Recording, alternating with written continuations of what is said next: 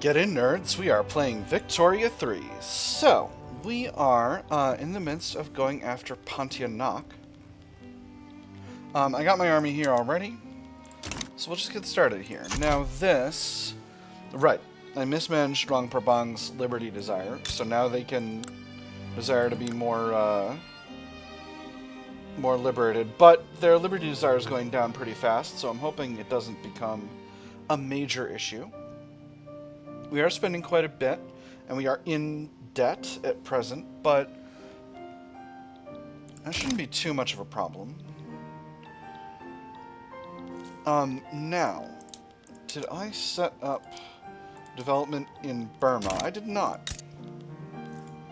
I believe I was going to be growing... Oh my goodness. We really are... Oh. Chiang Mai, what's going on with your market access? We're working on it. Alright, that's fine. Interestingly, we're bringing in a lot of meat and grain. Are our livestock ranches inefficient? Seems like they are. Same with our wheat farms. So maybe...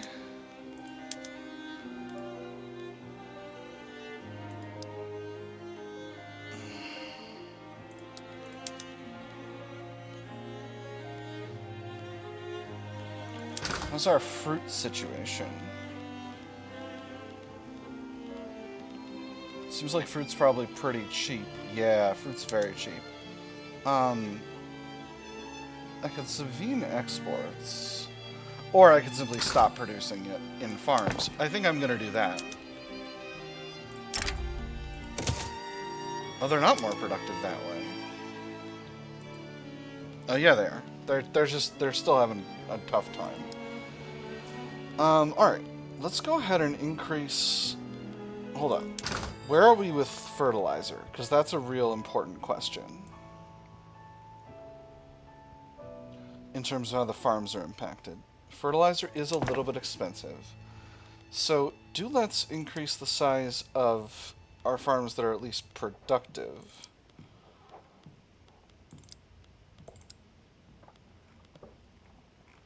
And then we'll queue in some fertilizer plant improvements as well. Fertilizer plants. Wow, my fertilizer plants are mostly having a hard time being profitable.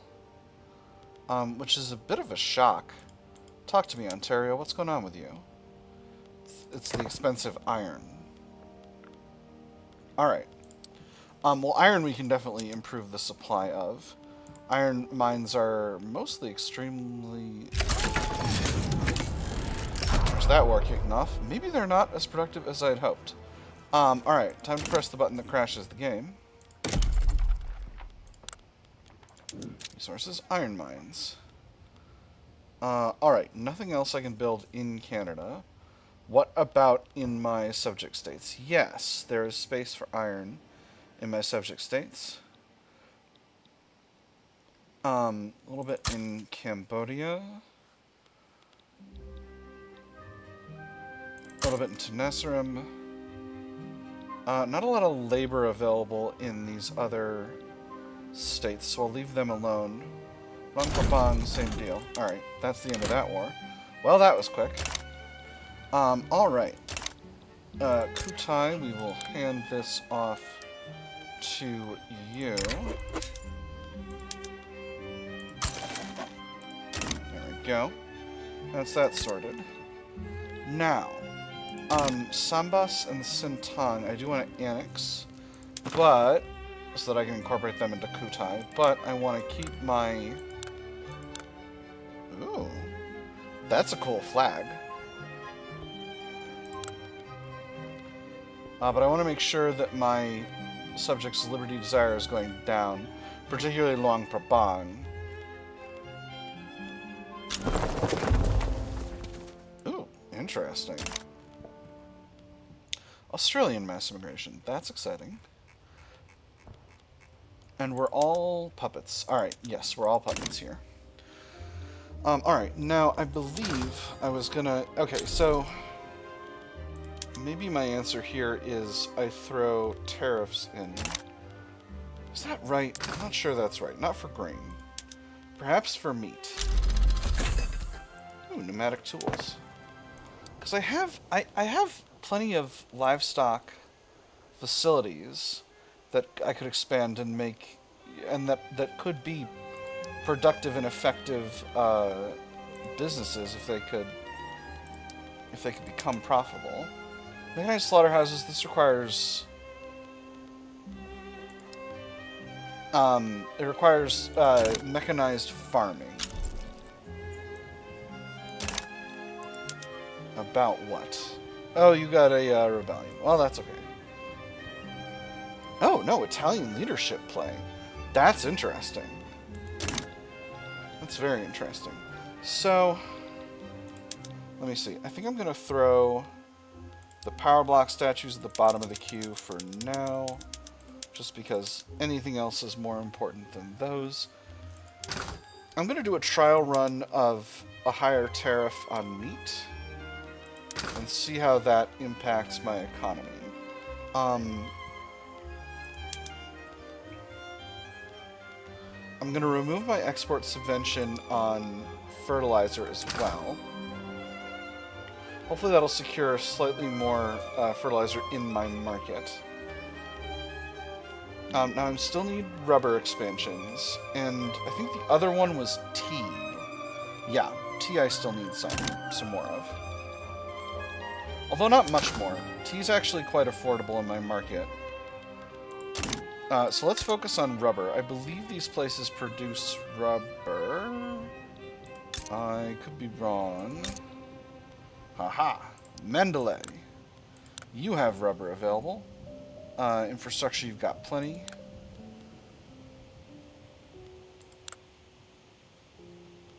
A little bit of a population crunch going on here, but maybe we can reverse that. And what about you, Pegu? You're maxing out rubber already. Alright, shouldn't be too much of a problem.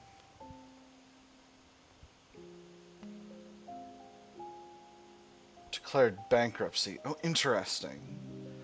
Ah, no one wants to move here because they're unrecognized and because of bankruptcy. But there is still some unemployment, which means there's some productivity to be gained in the economy here. Alright, let's go ahead and unpause, or not unpause, we weren't paused, but Fluvial Bantu National Awakening in Kentucky. That's exciting. Oh. Ah, yes, the East Indies have broken up, so Sambas is taking control of this territory. So now I've got a little bit of a choice to make, which is, do I incorporate them into Kutai and make them, and make Borneo a thing? And I think the answer is probably a resounding yes, but we'll see. I am improving relations with you, am I not? I should be. In any case, Sulu...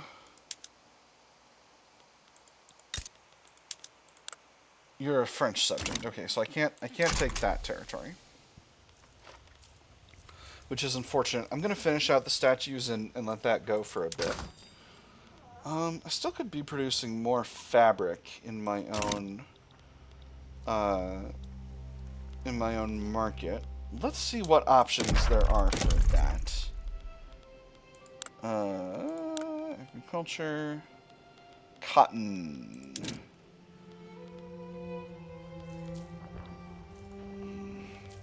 It's mostly in other people's markets. In fact, it's entirely in other people's markets that I can build up cotton, except for Tenasserim, which is full.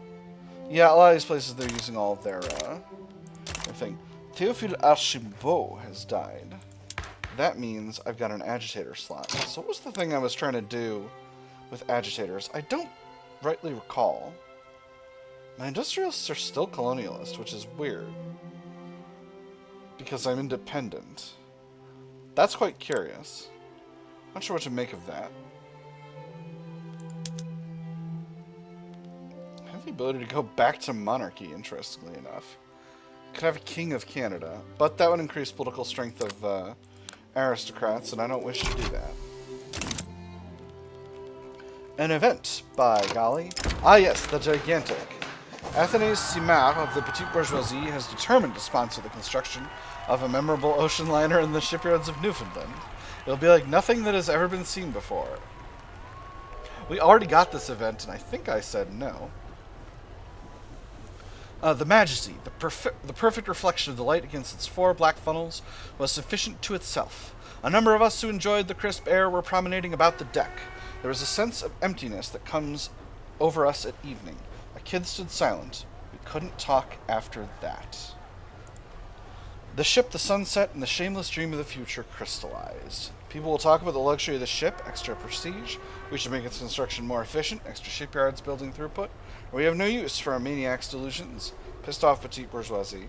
I'm going to say we'll make its construction more efficient, and I'm hoping that prevents any kind of any kind of iceberg-based problem. So this is a lobby demand to get trade privileges, to revoke the trade privileges we have with Portugal.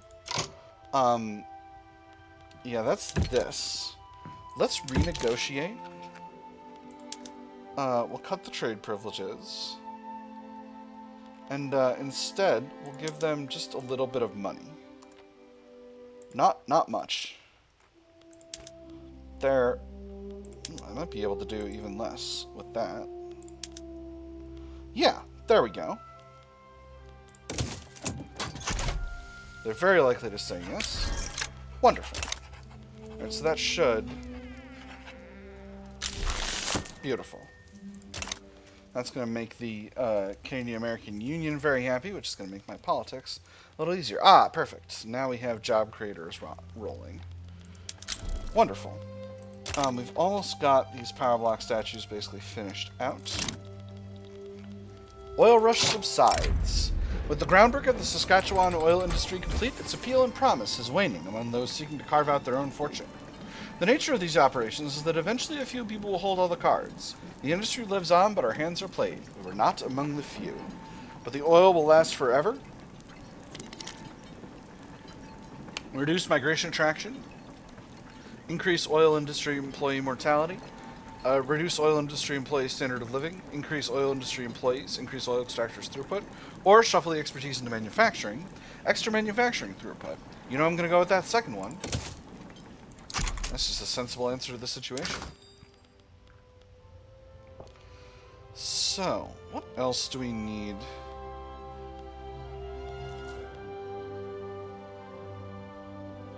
Okay, meat is still expensive in the market. Livestock ranches don't appear to be much more profitable. Once the Maritimes are hiring, let's do a little bit more expansion of these and see if they're able to get rolling. Now we have all these unprivatized. Ooh, Standard Oil. That's exciting. I forget what achievement this does. I should have paused first. Standard Oil, Standard Oil, Standard Oil. This is, here we go. On at least 30 levels of oil rigs in a foreign nation or nations. Interesting. That's pretty cool. Alright. So, that should be good. And we'll see what becomes of that. Now the wheat farms, the ones in Ontario do still continue to be growing, seem to be growing. Southern Columbia, Manitoba, Northern Columbia, those ones are good. We'll continue to expand those. In fact, we'll do one more in Southern Columbia, and I think with these slightly more profitable, I also want to throw in a heavier import tariff on grain. Ooh, new mandate. Wonderful. How fast are we growing mandates at this time? Not that fast, but no, actually we're going at a good clip. Alright, finally we'll go with Advanced Research 3. And what that is going to do is that's going to get our tech catapulting forward. Actually, let me give it a week for it to turn over. A mournful disaster. Not right now. Victoria 3, I'm celebrating my technology. Industrialists be like. Okay, so yes, we are still at our literacy cap. We are still experiencing significant overflow from innovation. Right, and now we're getting extra max innovation from our education institution, which I may be able to increase. I can't. Oh, right, because that's the thing I need. I need a heckin' reformer. I need a reformer. All right. Let me see. Who can I get in here? Let's go with only. Well, we'll start with industrialists. I got nobody I can pull in. Henry Mackenzie is a utilitarian. He likes compulsory primary school. That's cool. He likes women's suffrage. He likes public schools. He likes public schools. He likes graduated tech. Ooh, ooh, ooh. I like this guy. This leader believes it is an important function of the government to pursue the common good, either through basic liberties or benevolent despotism. Or benevolent despotism. Oh, he doesn't care about distro power laws. That's pretty neat. He endorses colonial slavery, which sucks. But let's bring him in. Let's bring him in. Now, can I immediately make him leader of the petite bourgeoisie? Not yet. He's going to join a movement, a utilitarian movement. He's going to form one. All right. A mournful disaster. After the monumental gigantic left the shipyards of Newfoundland, it wasn't long until tragedy awaited her as part of her hulk collided with an equally imposing iceberg. As I was put into the boat, he cried to me, "It's all right, little girl. You go. I will stay." As our boat shoved off, he threw me a kiss, and that was the last I saw of him. This is a tragedy. Reduced prestige. 2% of pops in the rock become more radical. That might actually drop us below Britain. Or below France. Not quite. Not quite. We're still up there. France has surpassed Britain. My day is made. My year has been made. Alright, now we have a utilitarian movement.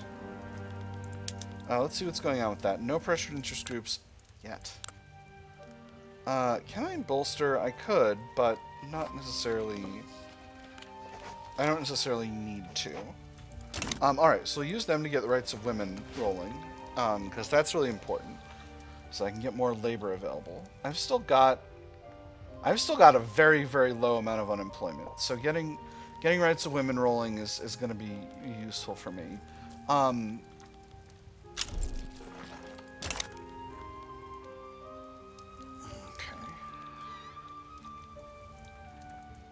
Now Johor, Perak, and Selangor are all subjects. Selangor is a subject of someone else.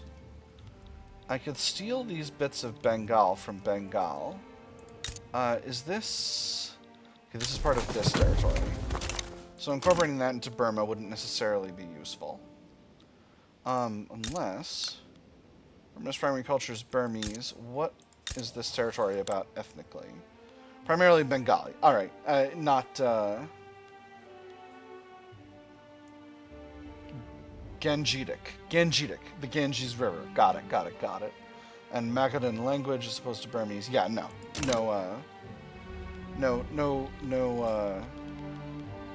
good government for me to put those people under. France, oh my. Okay. Alright, interesting. What do we have rolling here? This is Morocco going after France for independence, and for regime change in Hawaii for some reason, and regime change in Mysore. France going for a humiliate on Morocco. They have China and the Ottoman under their control. Not under their control, aligned with them. The French are calling me in. I will accept, obviously.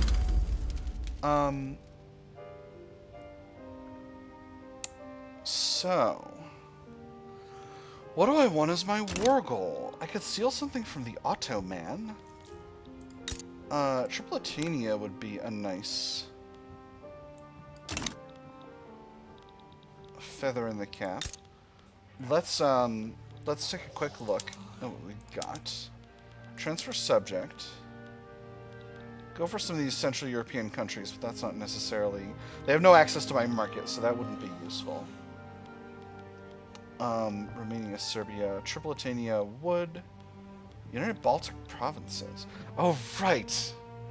Because the Ottoman Empire took the United Baltic provinces from Russia. Oh, that's so silly. That's so silly. Oh my goodness. The temptation is high, my nerds. 15.4. On the other hand, I can't take a protectorate over the two Sicilies, which I guess isn't shocking. If I force nationalization, it's one building level. All right, so that's not useful. Liberate subject. On the other hand, I can't do these because they don't take anything. What if I simply do a conquer on Basra? 26.2 infamy. It's not that much. But now I'm I don't want to do that. I don't want to be simply cutting off bits and adding them directly to Canadian territory. That seems a real slippery slope to becoming a true imperial power. And I don't want to be doing that necessarily.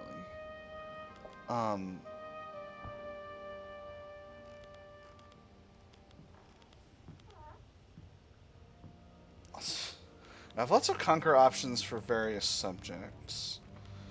Is there a reasonable conquer actually?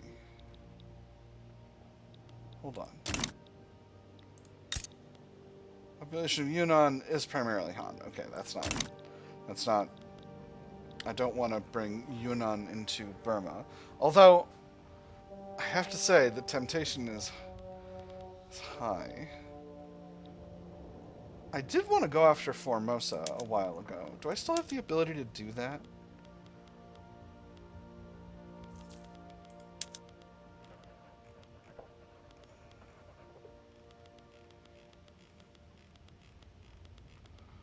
Because that was something I wanted to do.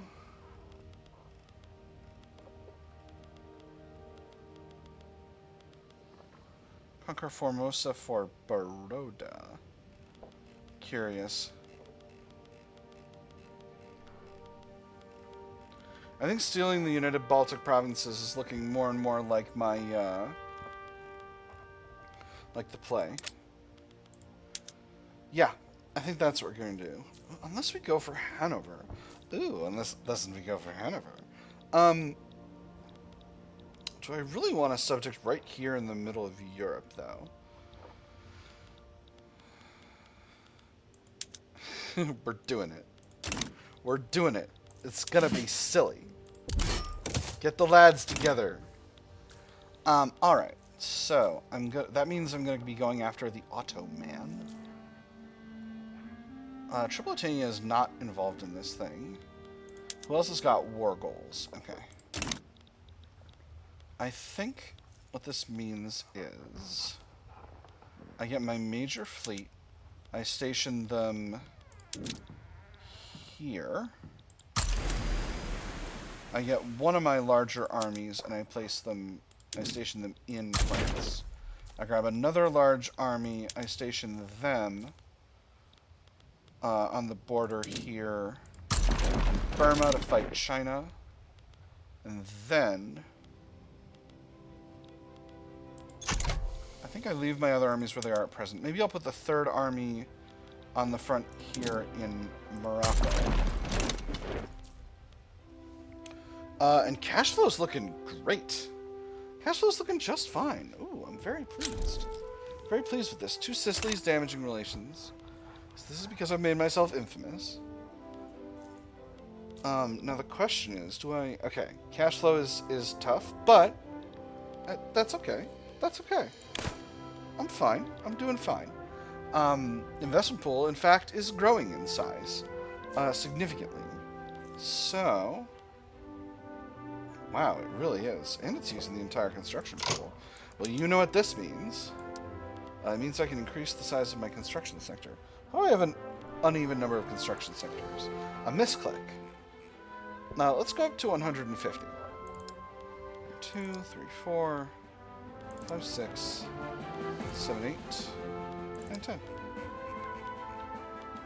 That's up to 150. Maybe we'll go up to 160. Maybe we'll go up to 160.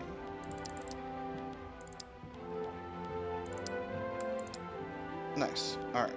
There we go. And that'll give the investment pool plenty of construction capacity to play with. Where's my other fleet? Where are the boats at? Oh, I have an army down here. Wait, hold on. Where are the boats at? Second fleet. You're down here. Alright, beautiful. I think I'm going to station you here. And we'll do a naval invasion of the Ottoman Empire in a moment. And that'll be just to get a little occupation there and divide up the enemy's forces. Russia is involved in this thing. Oh, interesting. Well, if I'd known Russia was going to get involved. My gosh, Russia's a major. Russia has fallen out of great power status. How embarrassing for them. Still using the entire construction pool. Investment pool is reducing. Where is this front? Nakhon-Ratchasima? Excuse me? Oh my goodness, Siam is in a rebellion. Never mind, 4th Army. You are needed in Siam. Just briefly. Alright, that's going to put a bit of a crimp on my plans, but it should be fine. First Fleet has low organization. Oh, that's not good. You need another leader. Let me see. You're reckless. Bartholomew Sheard. You do have some interesting abilities. On the other hand, you're a master bureaucrat. So, I'm going to put you in charge. You're also compliant, which means much less likely to support a coup. And that's great. My favorite thing is when people don't try to overthrow the government. That's my favorite. I love it when people don't try to overthrow the government.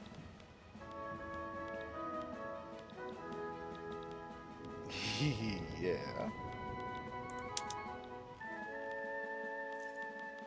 Now, tech-wise, I'm doing the tier 5 military ones. Yep, that makes sense. I'm a hair short on influence, which is costing me a tiny amount of prestige. What do I want to... Let's maybe halt... You know, Burma's doing fine. On the other hand, I do intend to hold on to them permanently. There's the war. Valerio Dumitrescu has...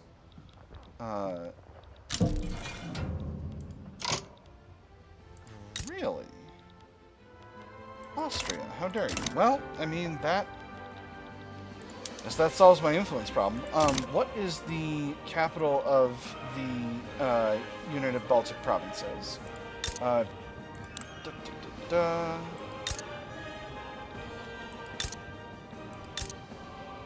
Riga. Beautiful. So we're going to invade with the 2nd Canadian Army.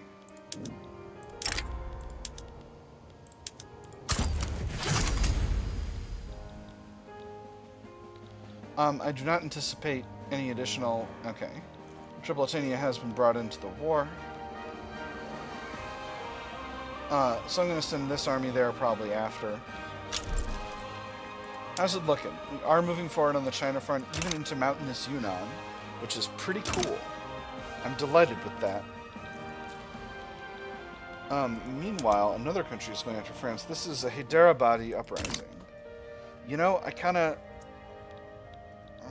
hope the Hyderabadi uprising works. Because I think it's pretty cool if Hyderabad becomes independent, and then I can devour them.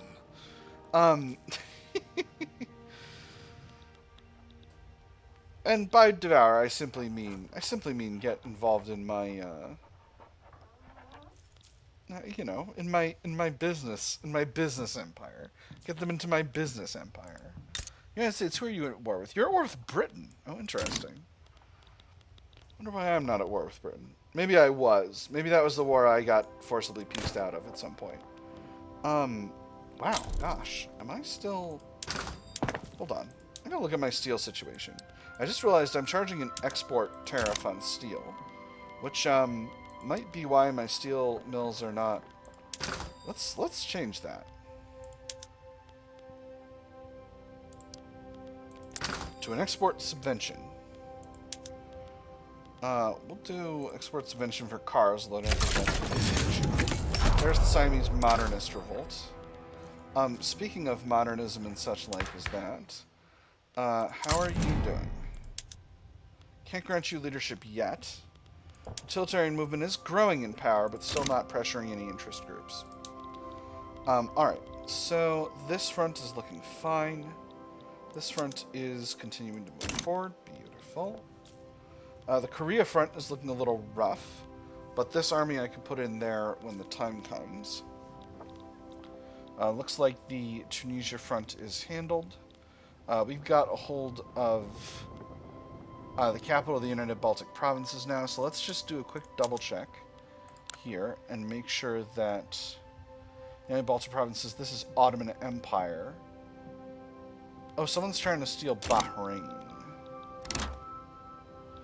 Alright, okay, so that's going to be our next priority once the Siam affair is handled. Kuopio front. Kuopio front. Oh, curious. What could possibly be... I don't really know what to make of that. Finland, mobilize your fellas. You're nerds, Finland. Mobilize your nerds. They're just standing there. 19th Infantry Division is just standing there. Okay, well these fronts have merged, so that's going to make this a lot less bad. Making good progress in Siam against the modernists. And Baltic Province is in default. Wonderful. Making good progress here against China. Yeah, I think we're going to put one army... Yeah, I think we're going to move an army to Macron. Oh, they're a French subject. We're going to move an army to Macron and station them for a... Bolognian immigration. For an invasion of Bahrain. So that's going to take forever, and that's okay. Enemy army wandering through this area. Not sure what to make of that. Lifti Akbaj has been exiled from the Ottoman Empire. He's a reformer aligned with the industrialists. You know, let's see if I can bring him into the country.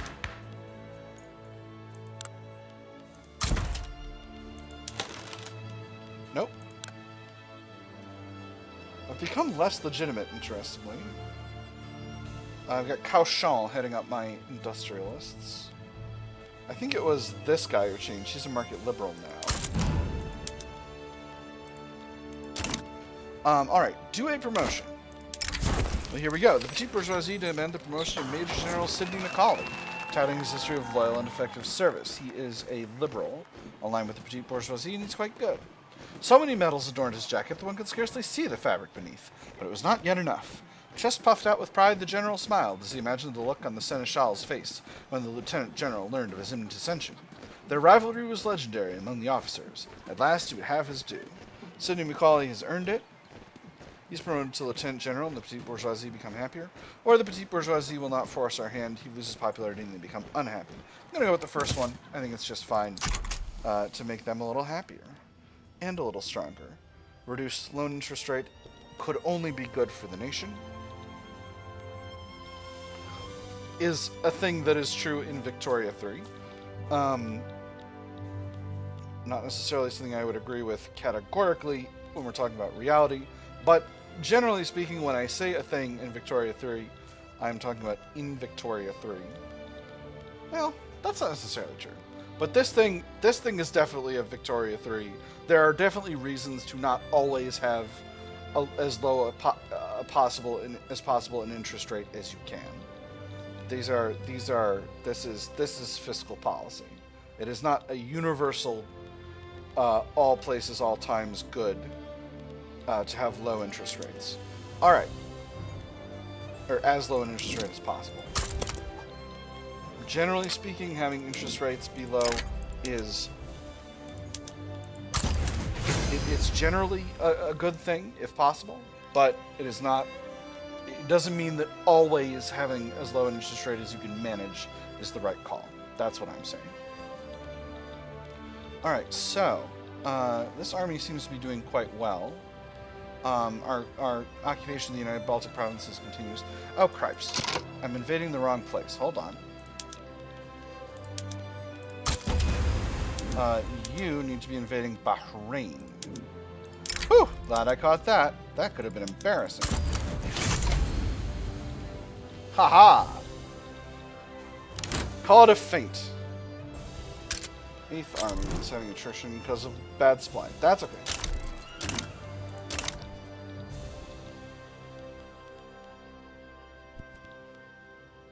Okay, French Republic handled its uprising. Union Islands is in default. French Niger is in default. Niger? Niger, I think.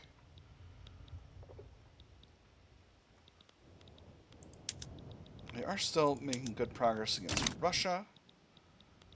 We're making good progress against Morocco, although we don't have their capital yet.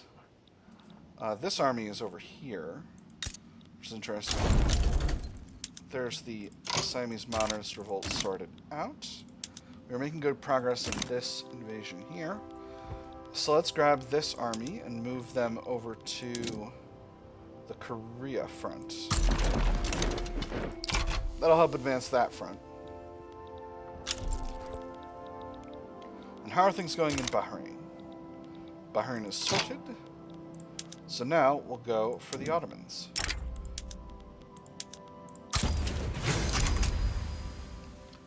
And again, this should mean the Ottoman Empire no longer has war support protection, and of course, it does. Beautiful. We do not have war support protection either, but we've suffered... Our casualties have been modest, I would say. 250,000 all told. Not tiny, but not overwhelming either. France has an affair going on in Congo now. Oh, and there's a revolt in Belgium who are neutral. They're not anyone's subject. Interesting. Central American people have been migrating from San Salvador to Saskatchewan. Kuch Bahar backs down. Alright, not necessarily something I need to concern myself with. Where do we have... South Madagascar front. Oh my goodness! There's a nihilist revolt in Madagascar. I didn't even notice. Quickly! Quickly, 4th Canadian Army. You're my only hope, actually.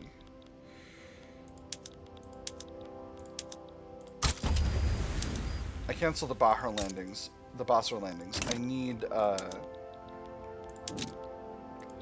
close an army as I can get, because this... Oh no, this isn't a... I'm silly. This is not a war yet. This is just... This diplomatic play has only just started. So I don't need to be... I don't need to be here right now, immediately. Well, that's okay. That's okay. The Ottomans are going to bail out of this thing soon, I feel. The Russians probably not too long after. And there's the Ottoman Empire. Lovely, which gets me the United Baltic Provinces. Excellent. I will reduce subject payments. I will improve relations. And now we're simply occupying Russian territory here. That's exciting. Mixed Tech National Awakening in Mexico. Exciting. And we're getting immigration from Romania as well. That's cool. Alright. This army needs to go to Morocco to press forward the front there. Does Russia have any war goals here? It doesn't seem like it. So once...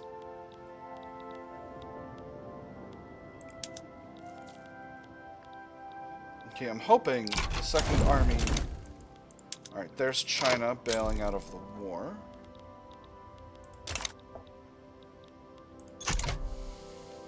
Alright, and our units are on their way back. 4th Army is fighting in Vladivostok. First army is on its way back to Canadian territory. We'll just move them back to Canada proper.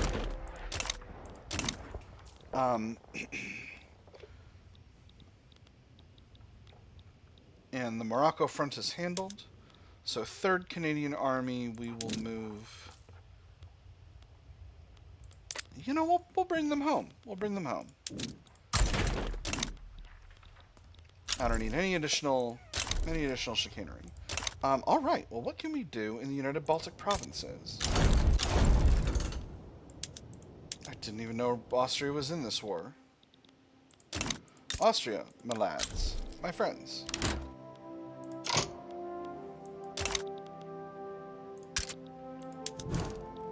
Second Army is wandering through. Oh my gosh, they got locked in. What the heck? Austria, I need military access and I need it bad. I'm willing to trade. I'm willing to trade trade privileges about it. Alright, we need some influence from somewhere. Let's snag... you know, I don't need to improve relations with the United Baltic Provinces right away. Austria.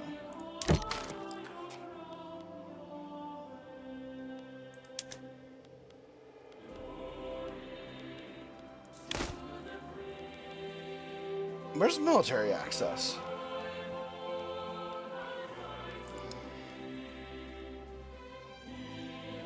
Can't get this because their army power projection is too high.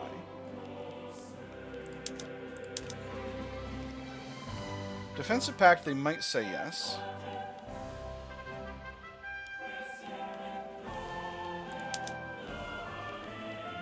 Hold on. Where's trade privileges? We were just looking at trade privileges. What's going on here? Hold on. Let's give it a week. Let's get the first fleet home.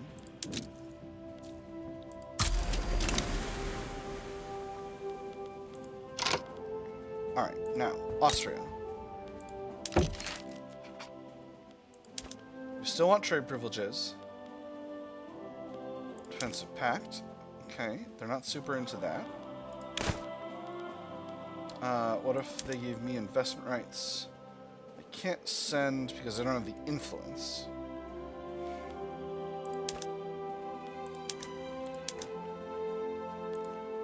Okay, hold on.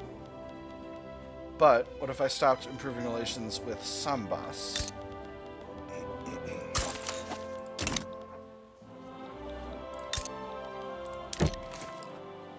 I wonder if I'm...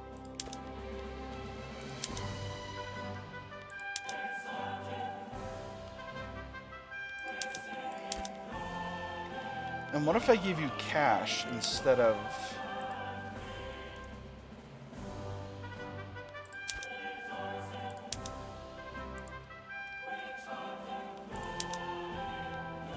26, 90% chance they say yes.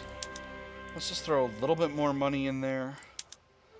And that's a for sure yes. So defensive pact should mean I can move troops through their territory, which means this army will not be exiled.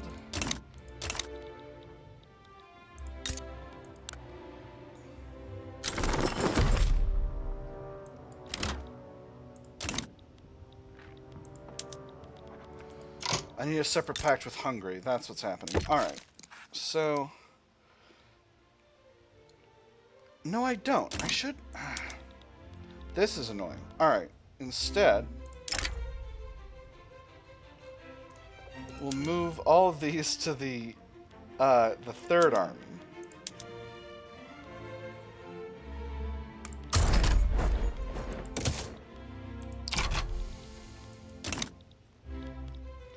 And that whole thing with Austria was a little silly. Rebellion in the United Baltic Provinces. Oh my goodness. Immediately, huh? Well, we'll send the 7th Army. I would send the 2nd Army, but they're totally goofed on organization. Alright, now... This front is handled, and it's going to continue to be handled, so that's no problem. I think I'm just going to wait with my other armies mobilized. I don't think it's worth the risk of demobilizing them and having them locked down for 4 months. Yusuf Mujahid has been exiled from Majertine, a modernizer. Exciting. Not that I'll be able to bring him into Canada, but it is exciting. I fall into position 2 under Britain. How did you guys get so strong again? 5200. 5200. This is unacceptable. Unacceptable. Maybe it's because my armies are goofy. Alright, and then...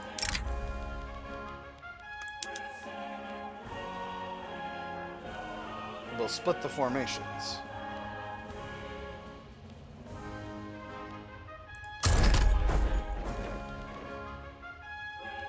Alright, anyway, that's fine. Only... we seem to have a little bit of a discrepancy in the numbers.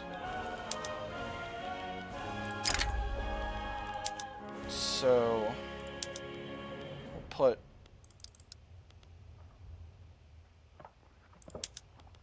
that should be right. Alright, there we go. Perfect. Alright, well, I think what I'll do in response to that is simply form myself a new army. And to do that, I will double the size of the 4th army. 1, 2, 3, 4. 1, 2. And 3. And what this will do is this will ensure that I'm not goofing up my mobilization methods when the time comes. Obviously, it's going to cost us a pile of cash, but that's not really that important. Concrete fortifications. Wonderful. That's the Civil War in Madagascar handled. And now we're on military aviation. After that, it's mobile armor. So, I don't think I need central planning, actually, critically. So before that, let's go to mechanized farming. After that, we'll do conveyors.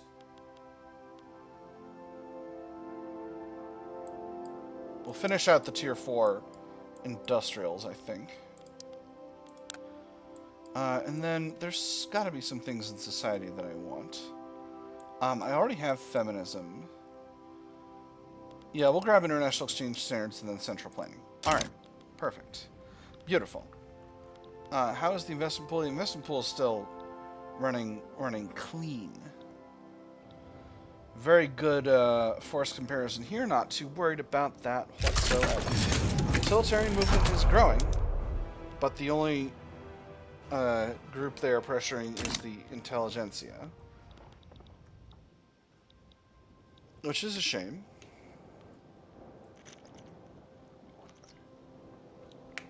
Charles Séraphin Sénéchal has passed of the Canadian 9th Army.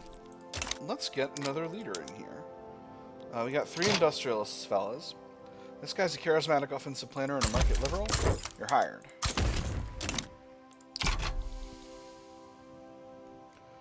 Alright. Anyway, that situation should sort itself out, and that should put us back in the black. To the tune of about 500,000, which means about 10 weeks until we're full again. Which should not be much of a problem at all. Meat remains critically expensive in our market. But grain is also expensive. Right. I was trying to improve my steel position. Let's go ahead and build up a bunch of levels of steel production in southern Colombia, and a bunch in Newfoundland, and a bunch in Idaho, because these are places where we're productive. Let's do a few in the Northwest Territories. That's the end of the Socialist revolts, and that should mean the forces are demobilized. Beautiful. Alright, lovely. We're doing great. Great Britain damaging relations. Britain! You goobers.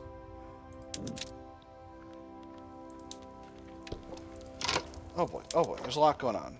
Okay, hold on. So we're at 5139. We should be increasing in military size. I just increased... 9th Army, you're the 3rd Army.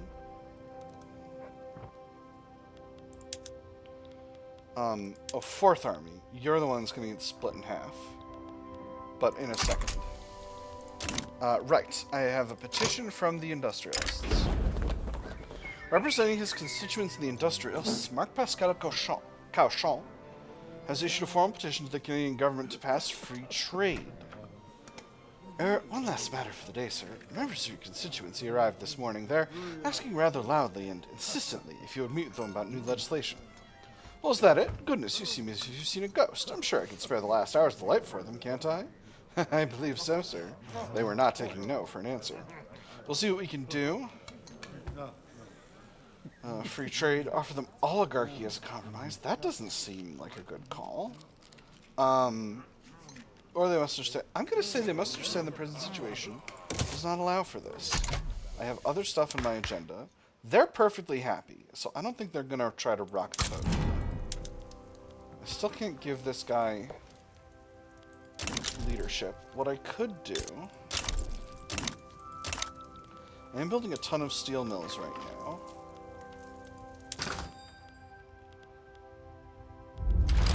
Oh my goodness. What is this? This is a revolt in Sambas. Alright, let's go ahead and grab the 8th Army and place them on the front. Nicolas Cartier retires. I am paying 5k in interest, which is barely anything, to be completely honest.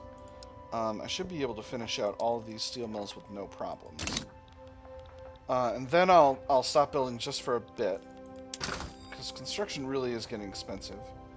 Actually, we're having a real iron shortage, which should not be happening. I should not have an iron shortage in Canada. I guess that means we're going to have to build more. Iron mines are mostly quite productive. Right, I don't have any more iron sources. Actually, maybe what that means is... after I finish out the tier 4s in production, I snag compression ignition. It's hot and fresh out the kitchen. And what that'll do is that'll make my mines more productive. 8th Army has... it's hot and fresh out the kitchen, and unfortunately, the 8th Army is suffering attrition. Alright, anyway, that's, as you can see, my career as a rapper is going great. Let's bring the 2nd Fleet back to our home waters here. Now, what are my other ambitions? My infamy is below 25. Right. Basically, I'm going to annex Sintang and Sambas. 30 Shan states are a British subject, and they're not isolated from Britain's market, shockingly enough.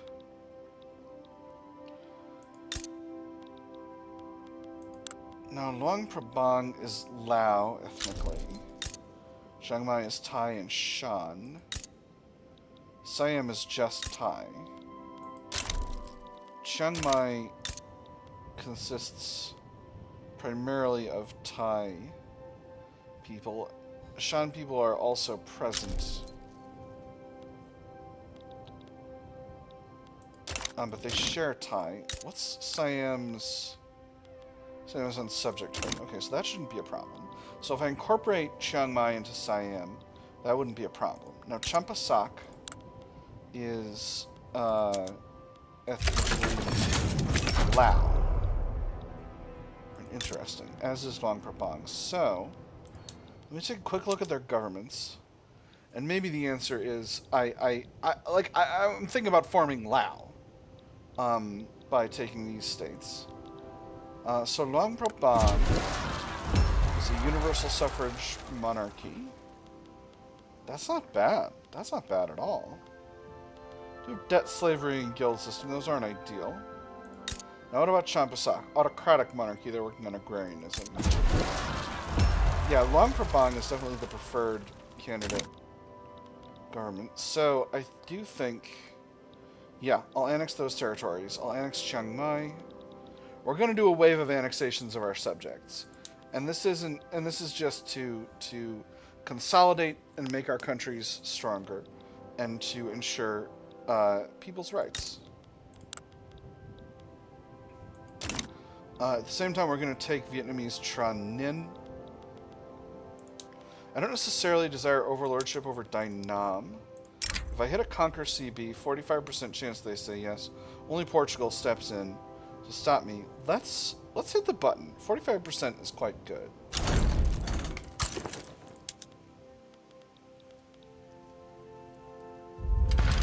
They said no. That's okay. We'll just put an army there. Now do I add a protectorate war goal? I don't think so. What about a transfer subject war goal for Cambodia? Maybe. Cambodia is chiefly Khmer, ethnically. And that's probably the primary, yes, primary population, so they're Khmer. Now, Khmer Lue is independent. Nam Ki has actually has a sizable Khmer population, but they're majority Vietnamese. I do think I want to integrate. I do think I want to transfer Cambodia. So we'll go ahead and add that war goal. It's a little bit more infamy, but it shouldn't be too bad. Do I add that to the primary? I think yes. And I am going to put Siamese Cambodia under Cambodia, despite its significant Thai population, because it's still majority Cambodian. Something dividing up nations in such a so ragged a fashion, etc., etc.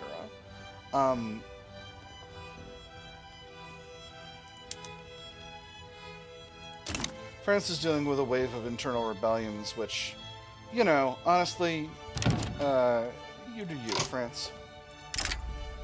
Prussia wants trade privileges for investment rights. Tell you what if it was trade privileges for money? What if it was trade privileges for a tiny amount of money? 65% chance. What if I went up to 25? You drive a hard bargain, Prussia. 80% chance. You know, this is highway robbery, really. The Canadian can the Treasury bear such an expense? £3,000 a week. How much am I ultimately paying in treaties? They said yes. All right, so if we go another week, how much am I paying in treaties? 15.5k. Basically nothing. Dai Nam backs down. Beautiful. Alright, so that makes Cambodia my subject. I don't have the influence to improve relations yet. I am spending a lot of influence. I should rival somebody else. Who do I have available for rivaling? Oh, I have a bunch of people available for rivaling. Let me see. Scandinavia, we're actually pretty good friends. Brazil, we're neutral. Let's rival. Let me see. I've got an anti-Russian league. Let's rival the Russians. Oh, no, I'm already rivaling the Russians.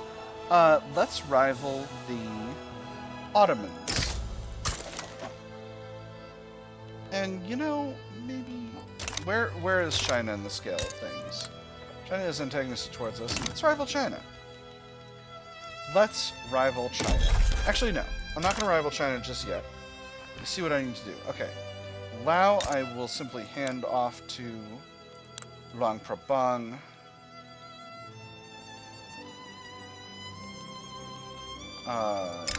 Go.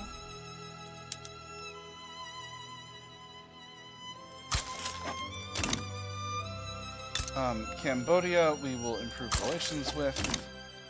Sambas, we will improve relations with. What else? Chiang Mai we're already in good relations with. Sintang we'll continue to improve relations with. Alright. Now their liberty desire is quite low. I don't think it's low enough that I'll be able to puppet them just straight up no problem. But we're getting there. We're getting there. Now, Luang Prabang. Yes, okay. So I think the next step is Champasak's liberty desire is really low. Let's go ahead and hit the annex button for them. 2.6 infamy. 53% chance they say yes. Again, Portugal potentially fights. Cambodia potentially fights. If Cambodia fights, it's not a tragedy. Let's hit that button. And there we go. Alright, beautiful. So now, we hand the remainder of Lao over to Luang Prabang.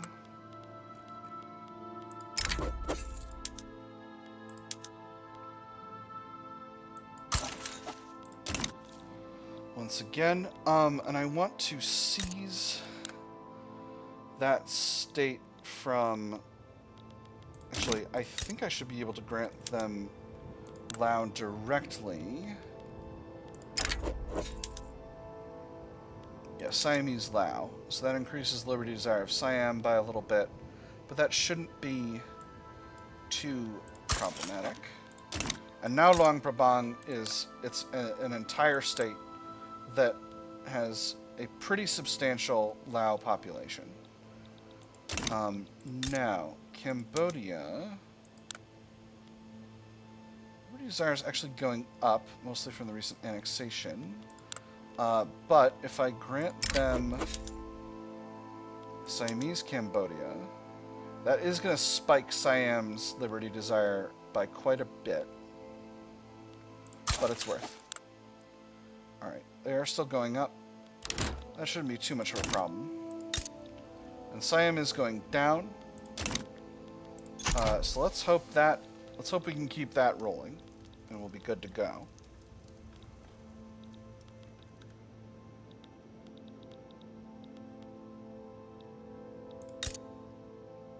Again, I'm hoping they don't ask. If they ask, then this is going to go for a while.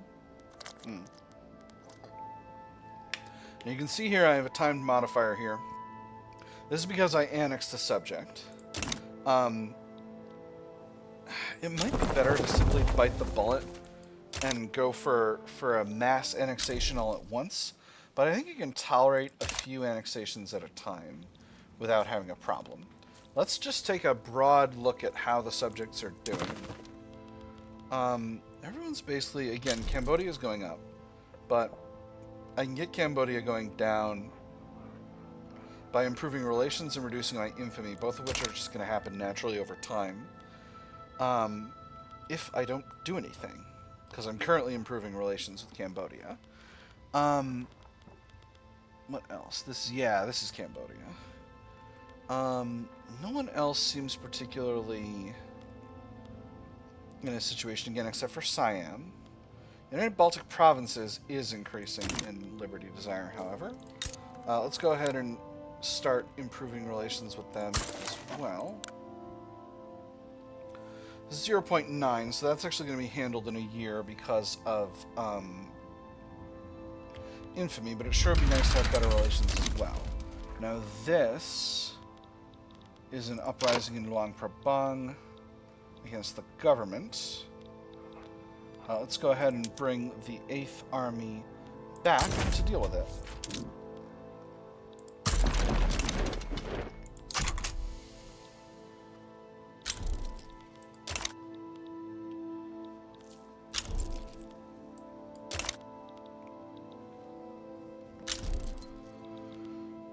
Exile from British Niger. Duncan Parker, protectionist aligned with the trade unions. Interesting. Canadian-British Union demands action. Express that we revoke the trade privileges of the French Republic. The French Republic is a known opponent of British interests. So the British kind of hate my butt. And the French have been loyal allies. We must be as comprehensive as possible. Any other approach is irresponsible. French aggression is as old as the hills. I fear that it may appear as if we're using our own nation as a piece on a chessboard for the sake of a foreign power. What would you say if pressed? A circumstantial alignment will not subordinate us. In this case, British interests happen to be Canadian interests. It is as simple as that. Here's the thing. The British are hostile toward us. I'm going to say it's not in our interests. Sorry, petite bourgeoisie. You're just going to have to be big mad for the time being. Finances are doing fine. North German mass migration. Cool. Behind bars. This is a rebellion event. Okay, utilitarian movement. Are you pressuring the armed forces? That's not what I want. Behind bars. The arrest and alleged ill treatment of a disorderly protester affiliated with the Salish national movement has sparked resentment among his compatriots. Further demonstrations have been arranged, urging his release. Prison was a miserable place. Iron bars, stone walls, and cold floors. In the past few weeks, the guards had taken to casually tapping their batons against the bars when they passed by, making sleep impossible. He could not even escape in his dreams, as the tension he felt in the waking world began to bleed into his sleep as well. And all this for pushing a policeman away. He'd regretted it at first. Now, though, perhaps he could say that every one of them deserved that and more. Perhaps an early release for good behavior can be arranged. Slightly less active Salish national movement, petite bourgeoisie unhappy. Or we will not make exceptions because of some hooligans. Slightly more active Salish national movement, industrialists happier. I'm going to go with that second one, actually. Turns out I'm going to go with that second one. Gosh, I really need my utilitarian movement to step it up.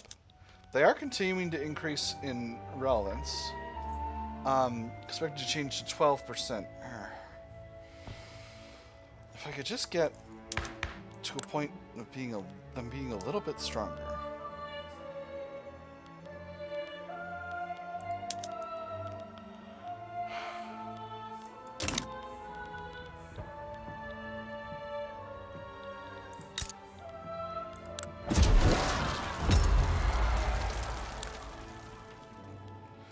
There's a lot of iron available here, but there's not a lot of population here. Still, how much available infrastructure is there? There's quite a bit. Let's go ahead and build some iron mines, shall we? That'll bring a lot of cash into the Long Prabang. Now, what about Cambodia? Plenty to build up there as well. Actually, I should be building up the United Baltic provinces.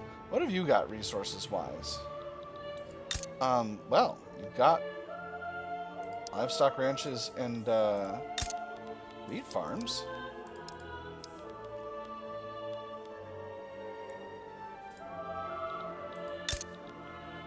Not a lot of other resources.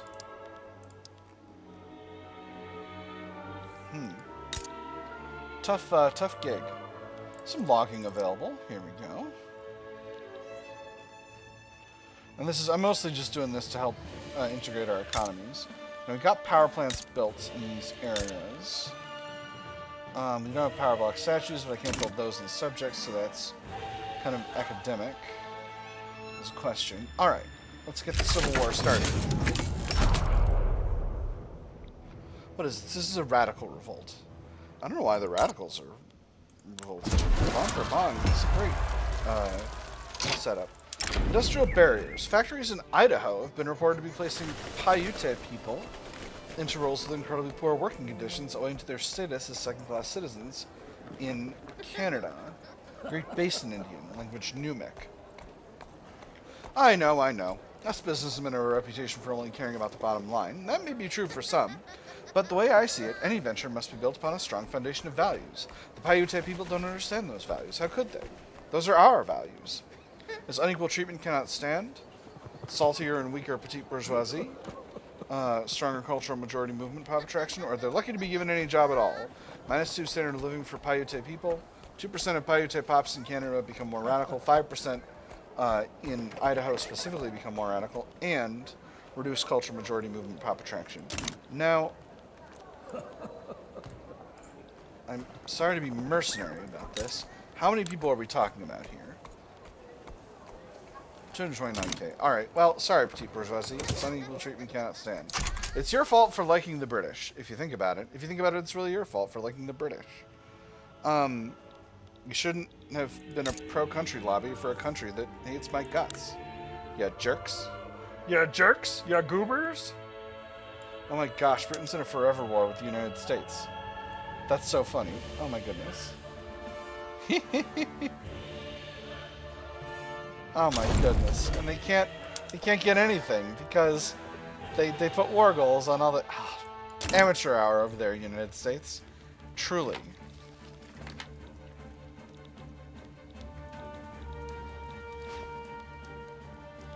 $52.41. Whereas Britain is at $53.85. Did my army... Yes. You need to be split.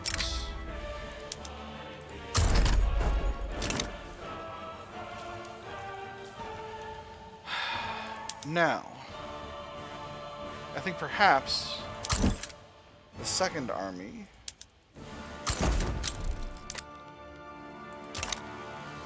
Ooh, a new mandate. Excellent. If I go to internal trade 3, that reduces the cost of port connections, which I think is going to be really good for my subjects. So we'll start there. And then it's going to be 3 years for the next one. Yeah, nice. Oh, and we moved up the power ranks. Wonderful.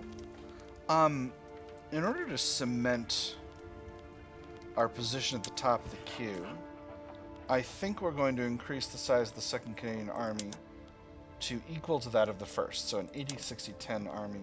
So yeah, we're just doubling it. So 5, 10, 15, 20, 25, 30, 35, 40 for artillery. 10, 20, 30 for Lancers, 5.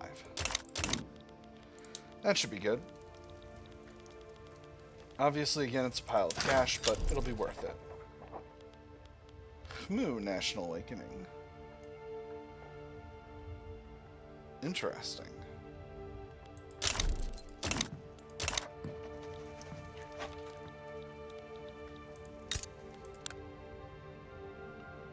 Beautiful. And Siam is going down in Liberty Desire once again. Excellent. Electric arc process. That's good. How are the United Baltic Provinces? They're still moving up in Liberty Desire. But, well, we're improving relations slowly.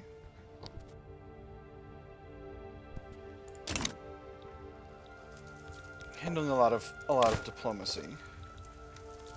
In this, our late game. How's Maya doing?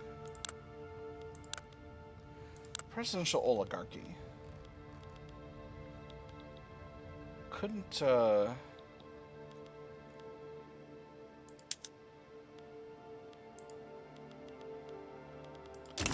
agrarian economy. I am starting to think about promoting, better policy in my subjects. For example, Marina Kingdom, you need to get rid of the slave trade. Siam, you're doing debt slavery. Oh my gosh, they're on traditionalism. Who's heading up things here? The rural folk. Lovely. Please go to agrarianism. Thank you. Burma, you're on interventionism.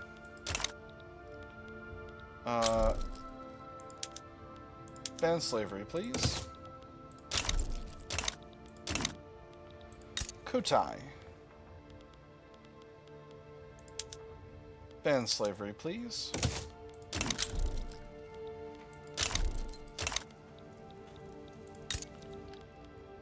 Luang Prabang. Ban slavery, please.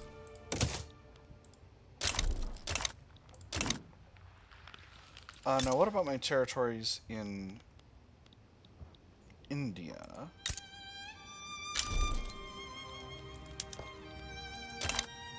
Beautiful, beautiful.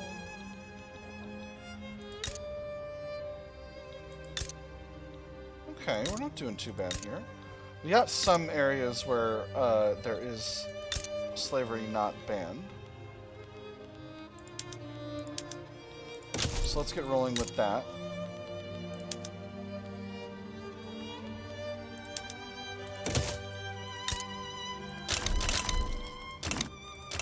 Alright, so we should expect to see a wave of aristocratic revolts across our subject states, but, you know, we're going to deal with that. It is what it is. The aristocrats always get salty when you start banning slavery. How are we in terms of the GDP race? We are still number 1 by quite a bit over the French Republic and Britain. We are at a little bit of a we are a little maxed out.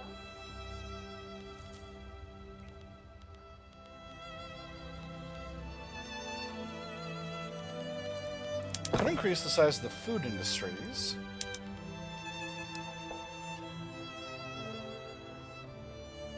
Some of these are subsidized.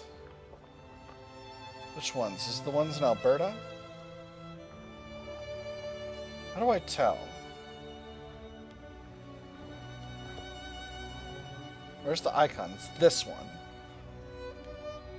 It's the ones in Ontario. They're not very profitable. Well, them's the breaks. I mean, it is what it is. I see. I've caused myself a little bit of a headache here, haven't I? So if I desubsidize them, it's going to make the other ones more profitable, but it's going to make these ones less profitable.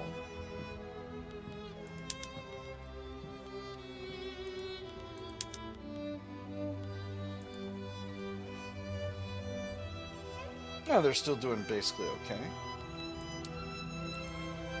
Let's take an automatic bakery. That'll be nice.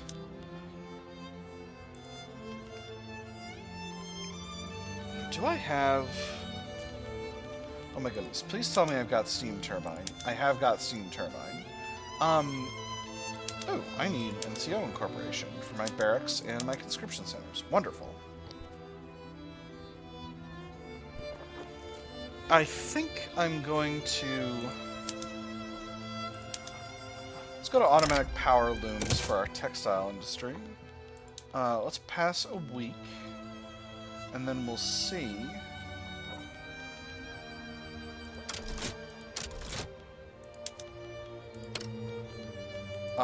where we need more power. So Manitoba, Alberta, Saskatchewan, and Northern Columbia are the locations.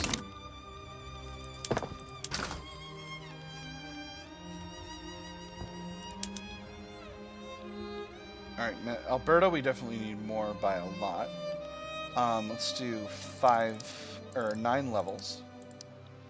Saskatchewan...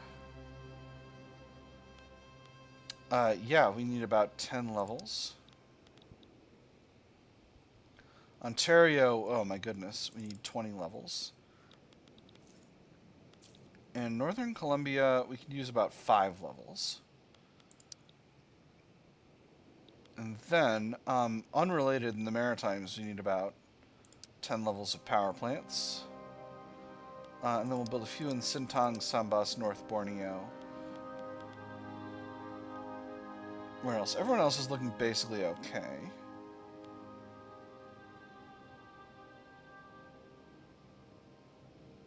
Alright, nice. It's a good project to be spending our construction capacity on. Since I got all this capacity and money, I might as well, right? Time to refill the water. Oh, that was smart. Okay, a little bit of a water situation here. Nothing unhandleable, but definitely something that could have been prevented with just a minimum of foresight. Just a totally an own goal over here.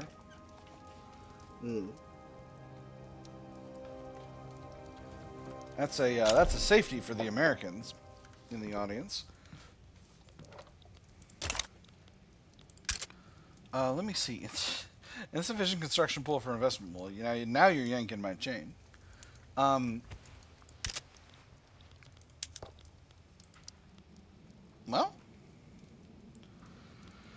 go ahead and increase the size of the construction sector then. Let me see, we're at 160. Let's go up to 180.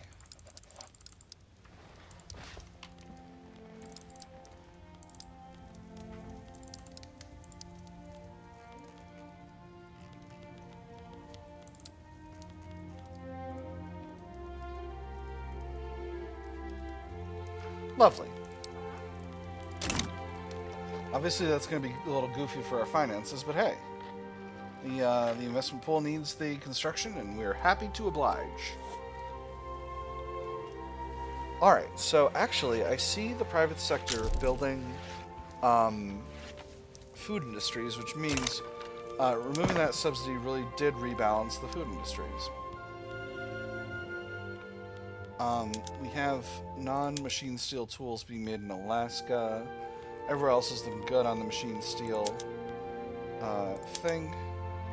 And we'll go over to the better construction method. Actually, would you be better with rotary valve engine? You certainly think you would not. That's okay. And there's military aviation. Beautiful. First flight. And that's the first flight achievement, which means we were the first people to get there in 1922. The first heavier-than-air flight has been achieved. This technology will pave the way for the future of aviation. Never before have we commanded such mastery of the skies. With these bold new developments, the sky is the limit. Look, I'm a bird. That gives us a nice prestige bump. Yeah, that'll get us above the British. Get out of here, Britain. No one likes you. Stupid Britain. Well, they're actually reputable. What about France? France is really notorious. But that's okay. They can afford to be notorious because they've got the #1 world power on their side. Which is me. Now, what if Siam is doing fine? So I think now is when I annex Chiang Mai. No, I need to wait until United Baltic Provinces starts going down in Liberty Desire, which they're getting there. Language in the classroom. Salish students sometimes use their native language in Canadian schools. Some have called for teachers to penalize the use of these languages, forcing children to speak the official language of Canada. You've noticed it too, right? He gets angry when anyone talks in class, but he always gets angrier when we're talking. Maybe he thinks we're talking about him. I just think he doesn't like being reminded that we know something he doesn't. Schools should teach them the proper language. 10% of Salish pops in Canada become more radical. Increased assimilation, reduced radicalism. Or their language is part of their heritage. Salty petite bourgeoisie, reduced radicalism for discriminated pops, reduced assimilation. I'm going with the second one. Petite bourgeoisie, get out of here. Alright. I'm preparing for... Okay. Alright, that's not that bad. I was preparing for a bad bureaucratic situation, and it could be worse.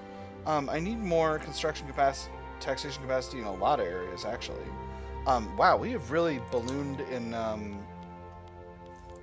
population, so this is good that I'm doing this. All right, time to press the button that crashes the game here.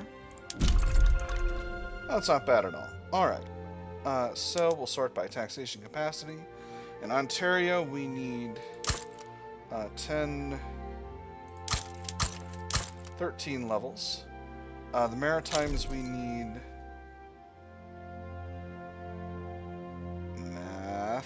8 levels.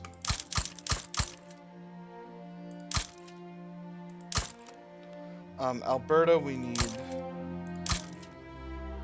7 levels. Saskatchewan, we need 7 levels. Manitoba, we need 4 levels. Northern Columbia, 4 levels. Quebec, 4 levels, realistically. Newfoundland and Labrador, we'll do 3 levels just to start us out. And then 1 each in Idaho and Southern Columbia.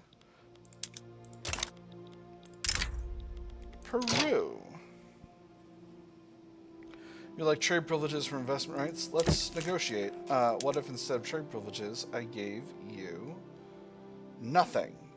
What if I gave you nothing, and you gave me trade privileges and investment rights?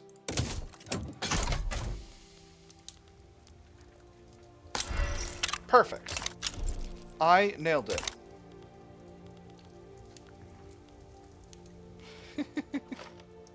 my goodness! A China explosion. Well, this is exciting. What an interesting time. Well. Alright, so the Beiyang government holds just Beijing and Formosa.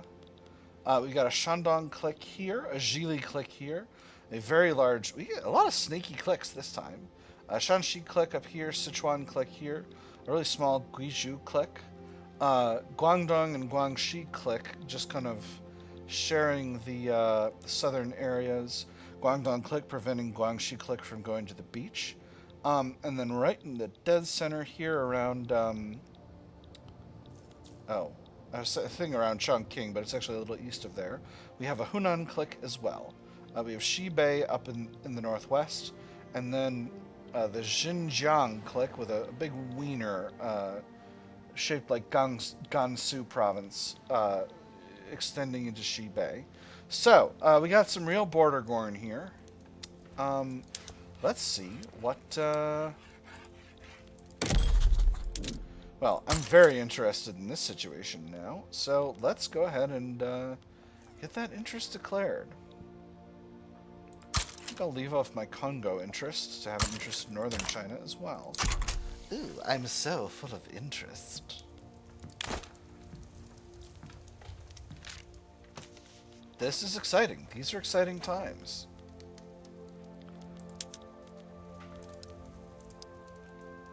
Government admin's getting built. And that is important.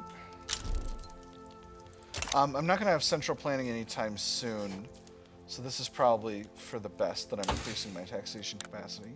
Once I do have central planning, I'll be able to improve my overall bureaucratic efficiency, but until then, I'm simply going to stay where I'm at. Alright, cash flow's doing a lot better. Economy's still pretty solid.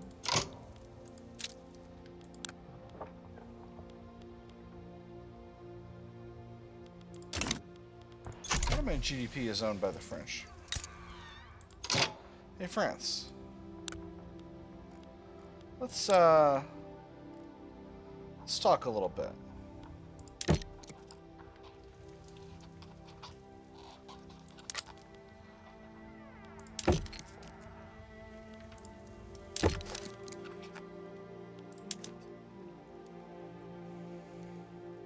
I like our defensive pact. I don't like you having investment rights in me. Let's say instead I give you 3,000 pounds. Let's say instead I give you 1,000 pounds. Let's say instead I give you 2,000 pounds. Beautiful.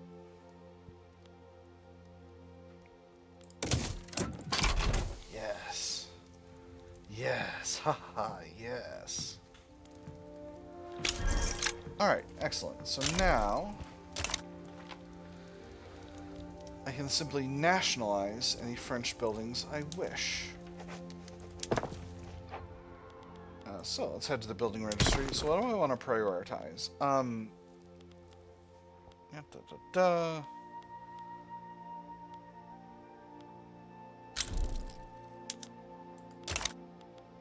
Non-Canadian owners is what I want to focus on.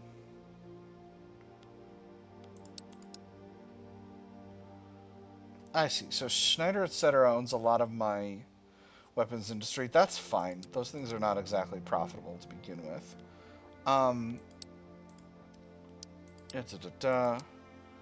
Arts academies. Most of these are owned by the British. Okay, hold on. In Canada. Let's talk about in Canada. Fishing wharves. Actually, let's do refrigerated rail cars for that while I'm over here. Northern Columbia, those are owned in Flanders. Interesting. Fertilizer plants in Ontario.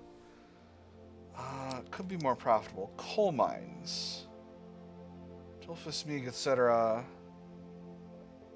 Okay, that's me. Headquarters in the Maritimes. Wait, hold on. I'm Dolphus-Meag, etc.? I'm not. France.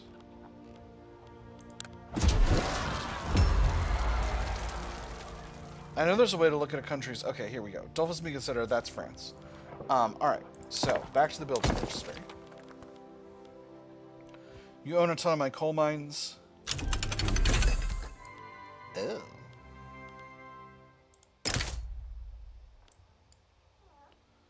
Let's go ahead and nationalize. This is going to damage relations with France by a little bit. Shouldn't be too bad. Obviously, it cost me a pile of cash. Let's go ahead and improve relations with them. Still cordial, plus 35, and going up quickly. So it shouldn't be too bad. Let's go ahead and snag another block. Let me see, this is going to cost us 13 relations. We'll grab the Belgian and the Philippine ones as well. Not too big of a deal on that. Beautiful. And now we'll halt nationalizing buildings. Cash flow's doing well. We should be able to sell these to our own pops.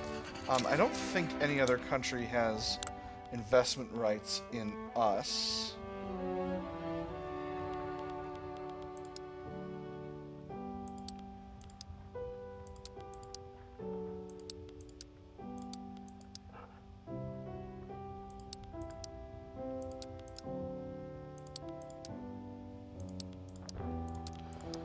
Doesn't look like they do, which is rad.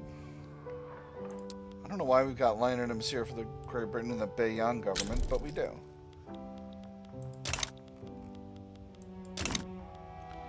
Alright, we got a little bit of national debt, nothing we can't chip away at over time. We're paying about 7k in interest. That's just basically nothing. So, and next thing on the docket...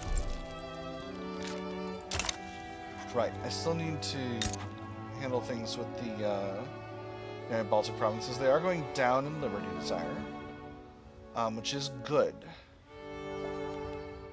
I think I want to keep that going that way. I could exempt them from service, which I think I will. I don't necessarily need...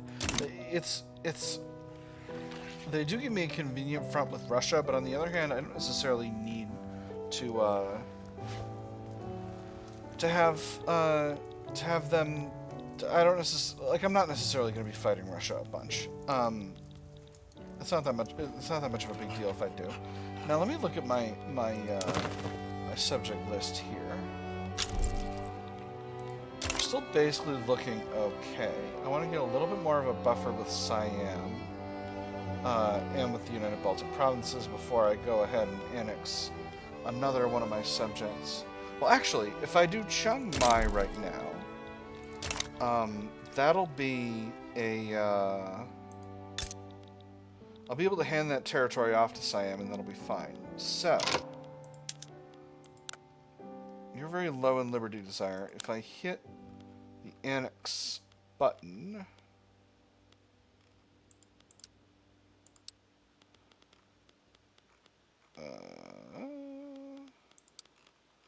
hold on. Annex subject is not available because we've got a truce until 23. Oh, that's only for another couple of months. Alright, easy peasy.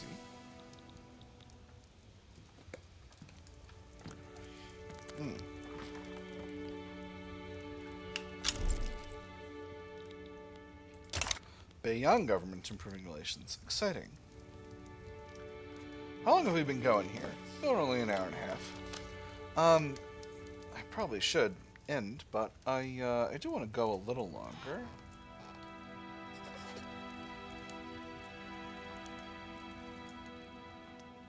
Because I ideally want to get to 27, to the beginning of 27. So this will be a clean 9-year episode. And then the next one will be a clean 9-year episode till we get to... So it'll be 27, 28, 29, 30, 31, 32, 33, 34, 35. Yeah, and that's another 9 episodes. So I'll go a little longer. Alright, when we get to the end of January, that should be turning us over here. The Council of Nations has been formed by Prussia. Exciting. So, Chiang Mai. 2.6 infamy if I annex. They will not say yes, but no one will stop me. So let's go.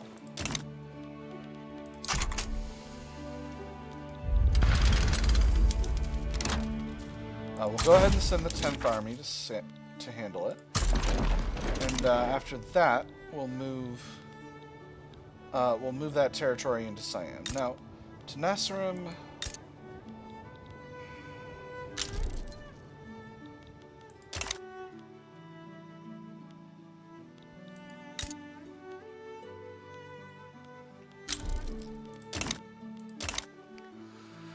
I wish I could consolidate Tenasserim into one country, but splitting them up it's just, I don't want to put myself in a situation where I'm putting pops under a government where they'll be more discriminated. I also do want to reduce Cambodia's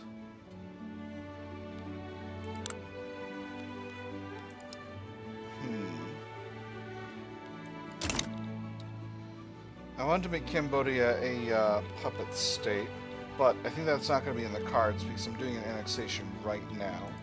Unless I can get them over the line, which I might get them over the line before the war ends. Which again, maybe I could, but maybe I won't. It's a little bit of a wash.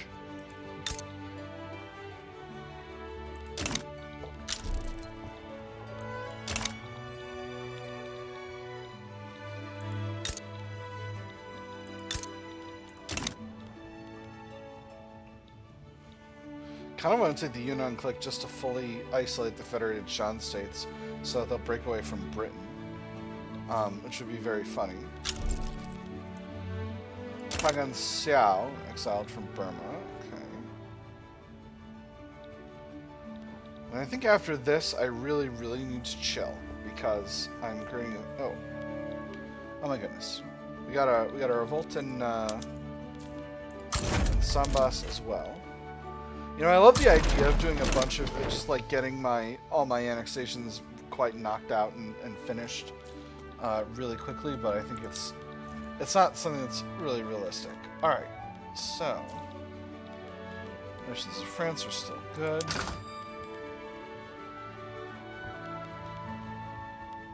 We are exporting an awful lot of hardwood, but that's fine. Wood's dirt cheap in the market. I really need to get some methods rolling to use more oil. Although I am hurtling towards compression ignition, which is what I desire so much. Any institutions I can increase? I'm really hesitant to increase welfare.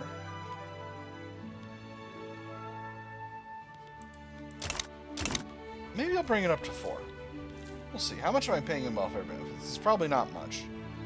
Yeah, I could afford to bring it up to 4, no problem.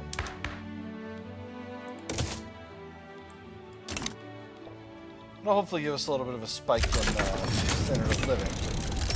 There's the Chiang Mai situation. Very nice. Come on. Give me over here. Give me over here.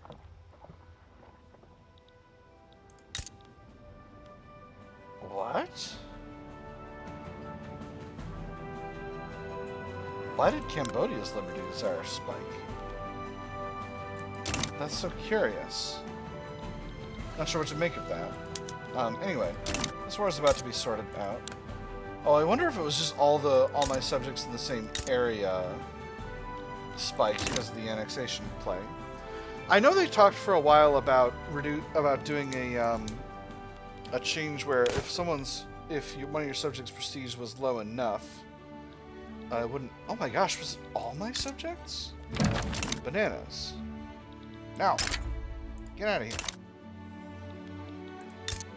United Baltic Provinces, you goobers. How dare? How absolute dare?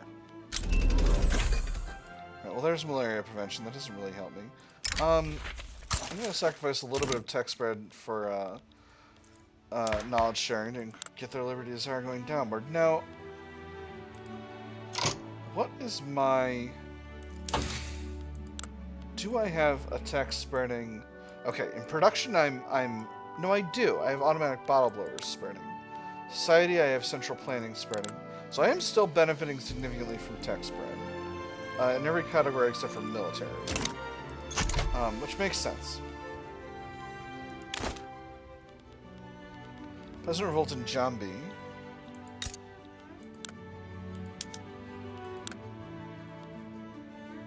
Can't get a subject, which is a shame. Questionable practices. Release patients from Fort Douglas Asylum steadily denounced the practices involved in their supposedly medical treatments. Mistreatment of the sick, withholding of personal letters, and disproportionate punishments were among the charges. They would make us sit in a chair for hours, if not the whole day, in silence. We couldn't talk to any other patient, not even read a book. They would only excuse us to go to the restroom if we were lucky. Otherwise, it was just a rusty chamber pot. No food, no water. If we were not sick when we were admitted, we would be so within just a few hours. Their judgment cannot be trusted. Pisses off the trade unions. Means to entirely revise the asylum's work. Huge cash cost, but increased standard of living in Manitoba. Or the trade unions can take over the asylum administration, reduce bureaucracy, increased trade unions' approval. You know, temptation's pretty high. I have a 39% excess of bureaucracy right now. This would cost me $1,500. I'm going to let them take over. That's fine. I got so much bureaucracy, it's bananas. Our armed forces fella retired, but he's not really part of our politics. Trade unions have a corporatist involved. Hey, John Agitatingsman. Are you guys pressuring the... Come on! John Agitatingsman, why are you like this? Why will you not pressure the group you're part of? Alright, so now... we'll hand this territory to... I can't... Because I'm in the middle of a different diplomatic play. Alright, we'll bring this other army over here as well. We'll get that knocked right the heck out. And then we'll hand that territory off. Business of legislation. Increased sightings of Canadian British Union members socializing with lawmakers at restaurants and entertainment establishments are raising concerns about lobbyist conduct. A lobbyist hands a drink to a politician and pats him on the back. Liquid amber swirls in their tumblers. Jovially, he tells him, "Excellent. You are with friends here among the Canadian British Union. Now that matters about Great Britain have been discussed, let us set aside this talk of business for the rest of the evening. This indulgent behavior should not be tolerated. Extra legitimacy, but weaker petite bourgeoisie. Or the facts do not call for any action to intervene. Increase appeasement by 1 point." I'm going to go with the first one, actually. I can always use the legitimacy, and I don't really need appeasement right now.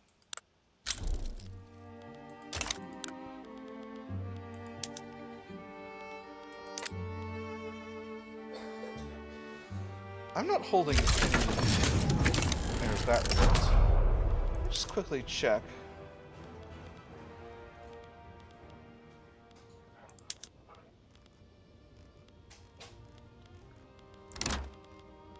Ah, Chiang Mai. Okay.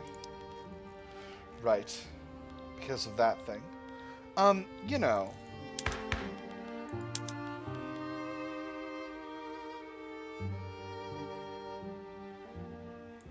Who would be happy with this? Basically just the industrialists. Okay, well, maybe we won't worry about it. Everyone would like wealth voting. But again, I don't want to go to democracy here because democracy, frankly, it takes a long time. It makes the episodes go slower, and I'm trying to get these ones going fast. Alright, beautiful. So, I think I might need to simply steal this state. Oh, but this is their capital, isn't it? Yeah. Silliness. Alright, Siam. Chiang Mai. There you go. And now we have some cleaner borders. Now, I should be able to see how long I've got on annexed subjects.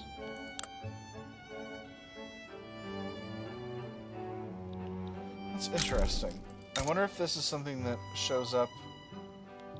Yes, our overlord annexed another subject. Alright, 27 months for the first one, 4 years for the second one. So, I need to be a little bit chill right now. We'll get started with the other. Alright, Chinese liberal revolts in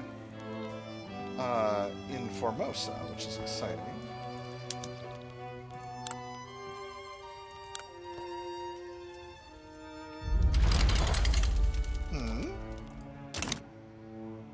What's this? A slaver revolt in Palanpur? Excellent. So this is what I was talking about. We got pro-slavery revolts popping off in all kinds of locations. I'm very pleased with that. I'm completely happy with that.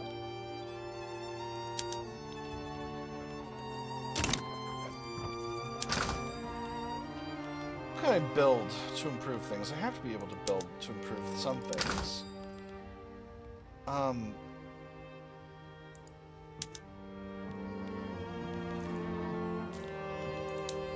What kind of silk production do I have available?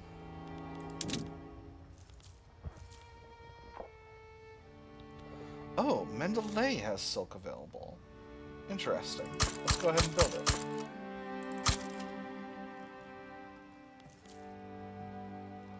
Any more in my market? Not really. And by not really, what I mean is no. Fair enough. Fair enough indeed.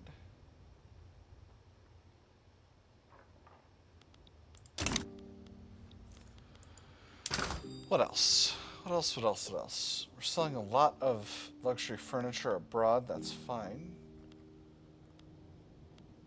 Bringing in a lot of our own fabric.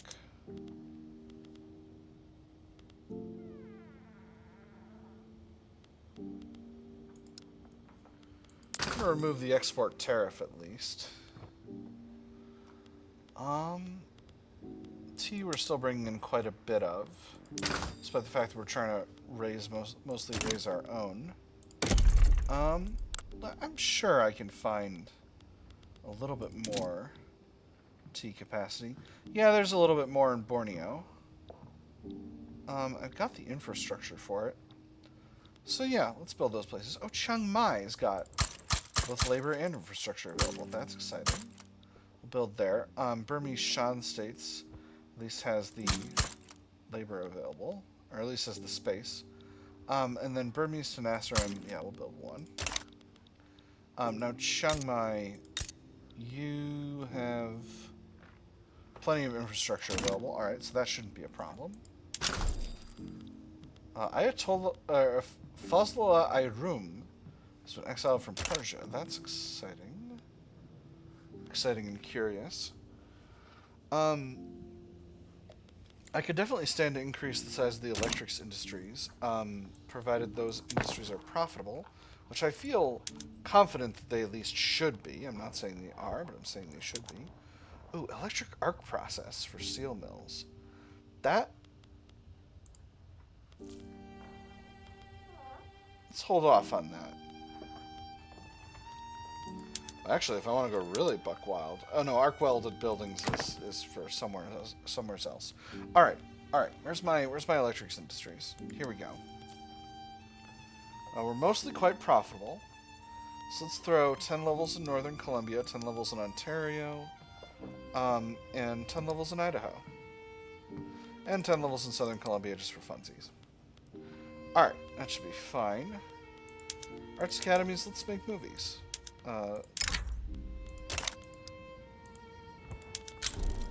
Yeah, we'll keep it at independent artists. That's chill. And let's take a quick look at power. We'll get rolling a little faster here. Let's take a quick look at power.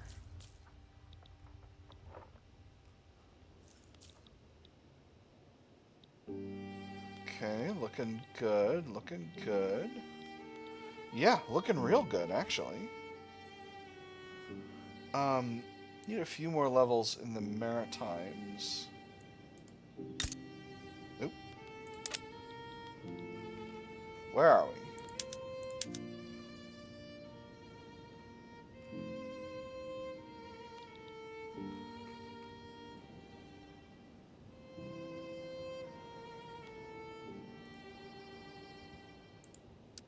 Yeah, we'll go with 10 levels. And that's looking fine.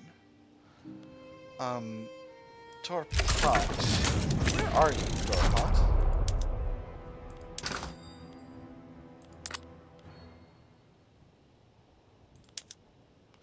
You're in the United Baltic Provinces. Alright.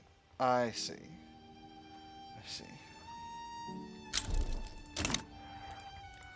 More oil in Alberta. Well, you know I love oil. Oh my goodness, Australia is in the midst of a civil war. That's exciting. Alright, there's the slaver revolt popping off. Not anything necessarily to concern myself with. Do I maybe want the power plants first? I don't think so. I think we're good. I think we're good with that. Now, one of the things that's interesting is if I take a new subject right now, they won't necessarily be affected by the annexation that I did earlier. So if I go after Guangdong, click for a protectorate, which is actually a pretty modest amount of infamy, if I do say so myself. If I do that,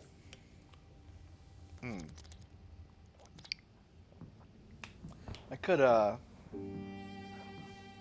save a lot of infamy that way. Which is tempting, but again, I do want to hold off and not get too buck wild with my my annexations and all that other stuff, because of course my subjects are now feeling quite well,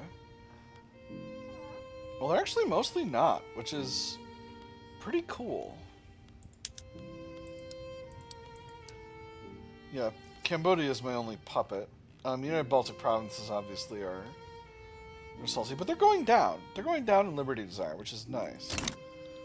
So yeah, so maybe I can just chill.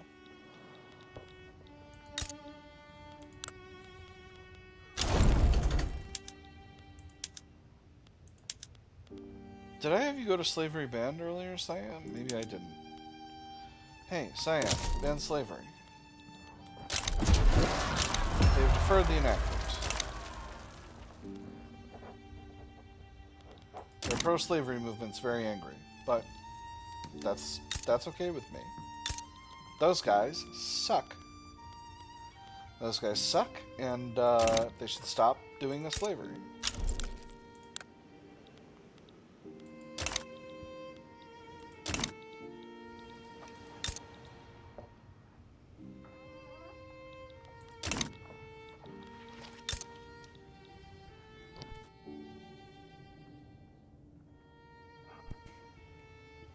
I think Sambas is going to be here for a sufficient enough amount of time that I should go ahead and have them ban slavery as well. They refused. Now that's interesting.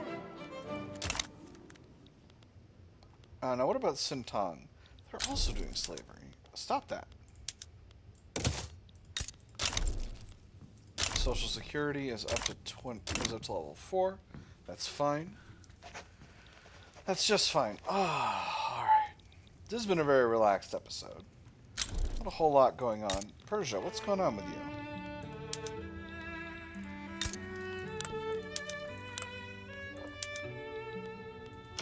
I can't get involved in this. Russia, why are you taking a protectorate over Persia, you goobers? Stop that. It's a lot of infamy. Gosh dang it. A lot of infamy. Stop being so infamous. And Brazil's going after Mecklenburg-Strelitz, which is interesting. You guys doing a communism over there? Yes. Kind of. Weird. Very weird.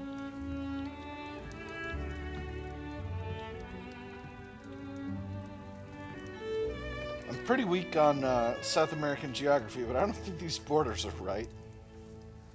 I think more of this is supposed to be in. Well, hard to say. I think this. I don't know. It's weird.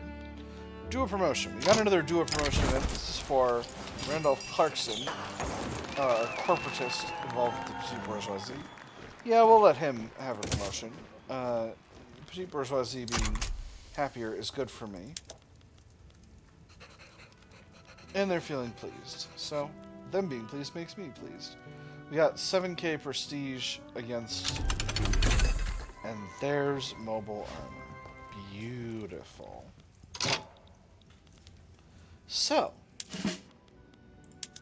let's hit the upgrade all units button. Let's grab one automotive industry. Let's say Ontario. Let's say Manitoba. And get them making tanks. And we'll see how this affects the market. Okay, they're less profitable, but they should be getting more profitable as we increase in... Yeah, there we go. We're going to mechanized infantry now.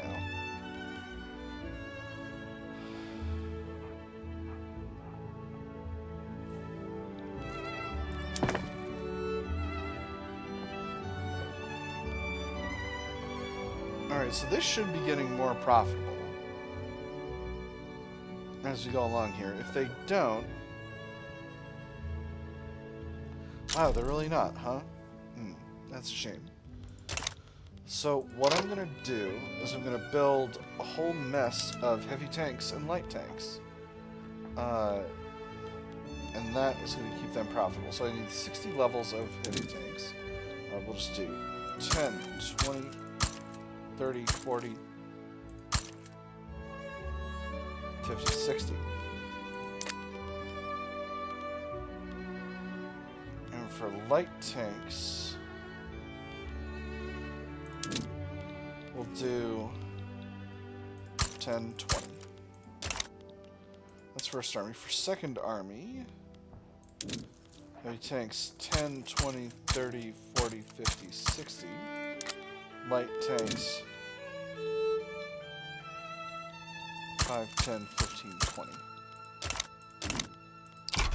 That should be enough for now. It's going to cost us a pile of cash, but it's going to be worth it. We're going to pull back our other artillery for the time being. I don't need a treaties line item here in the outliner. I don't need to be paying attention to all my treaties all the time. Ooh.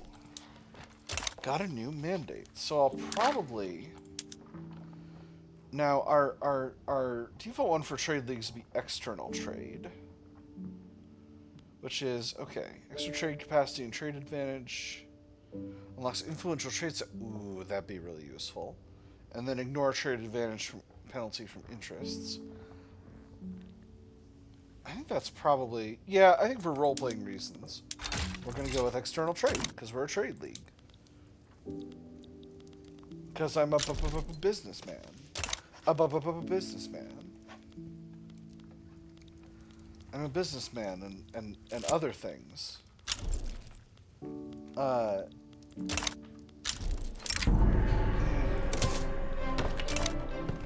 Marina Kingdom couldn't get slavery banned, which is a shame. I do wish there was more you could do under those circumstances. I wish it'd give you like some kind of like a. I mean, I know this game doesn't really have casus belli, but I wish there was something like that.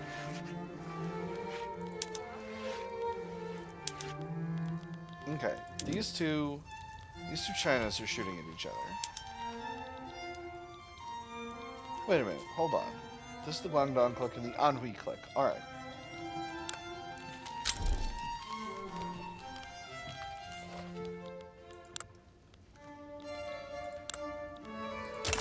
Alright, so. Could I get a subject out of either of these? No. Shame, because I really would like to get a subject out of one of these.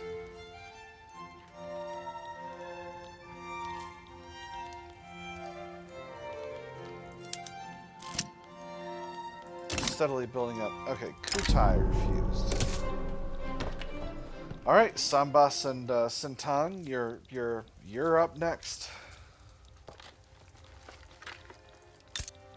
Shout out to Baroda to Palanpur for actually doing it. They're in adoption. I'm very pleased. Pretty cool. Cool and based. Get rid of slavery.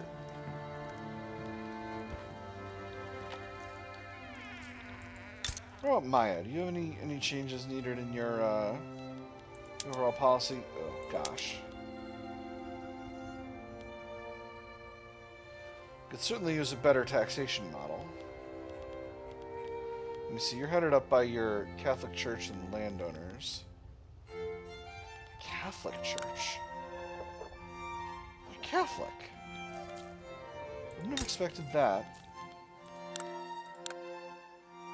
I guess these are overwhelmingly Catholic areas, so it makes sense. Yeah, wouldn't have expected that in the slightest.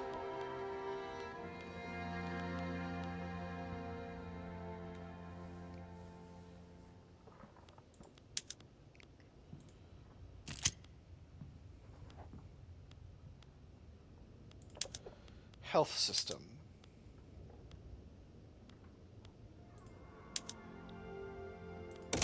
Go to public health care. Burma refused. Dang. Burma. I thought Burma was oh no, Burma. Mexico has formed the Steadfast Union. Well, that's exciting. All right. So, what else do I want to get up to here? Just make sure I'm doing okay with the prestige rankings. I sure am at this stage. Alright. So now we will scrap the artillery and lancers that we don't need.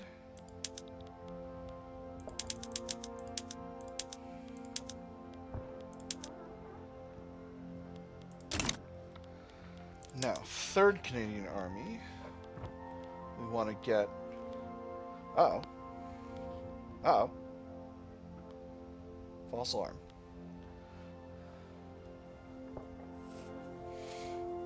Hold on.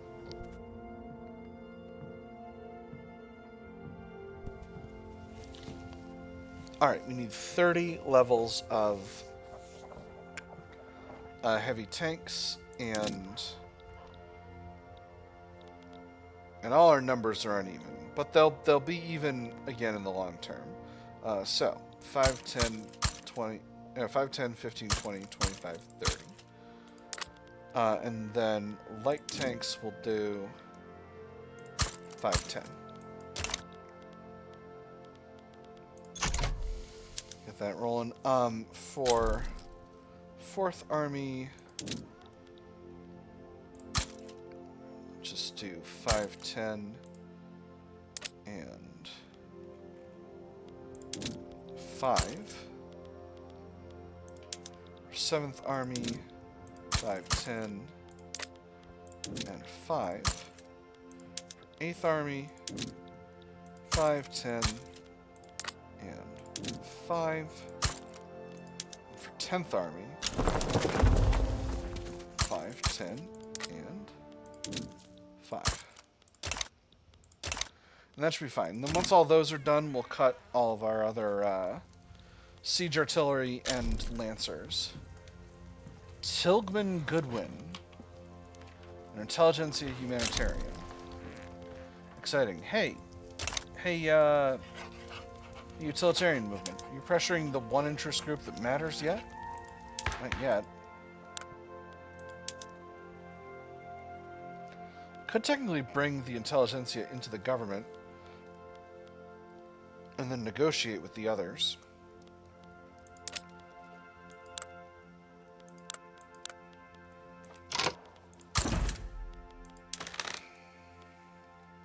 So this guy's a humanitarian. He does like women's suffrage. He's neutral on women in the workplace.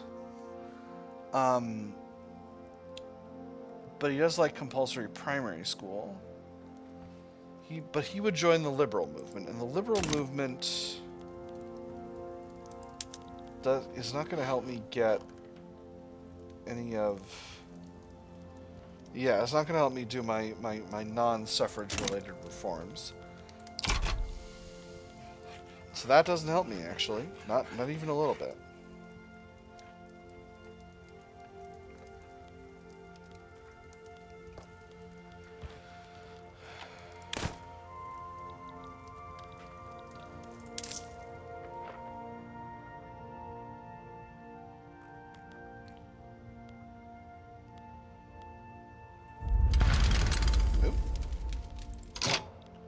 Suppose I could knock off a consumption tax. I don't really need the consumption taxes. Although I'm making a crazy amount of cash flow from consumption taxes. Actually, it's almost as much as income taxes. I'm getting a bunch of government dividends and tariffs, though. Tariffs is bananas. Because a lot of people are importing to me, I guess. Maybe more from diplomatic pacts. Siamese slave revolt. Beautiful. Alright, that's a good sign. Alright. Let's, alright. We got these other ones built. Just gonna cut all these units that we don't need anymore. Again, because we're going to tanks, we gotta manually upgrade.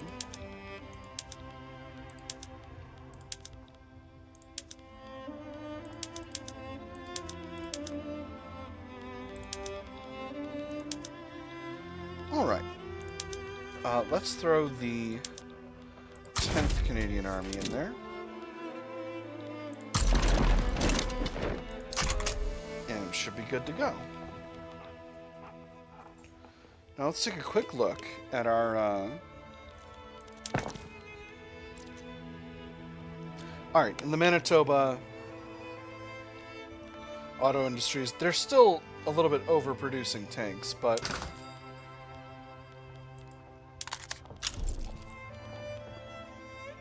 But I don't know how, because we have tons of demand for tanks. Okay, now they're properly productive. They're good. They're pretty high in productivity.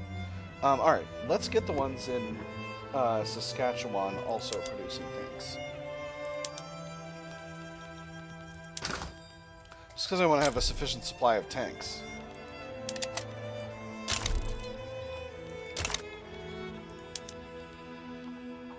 Hold on.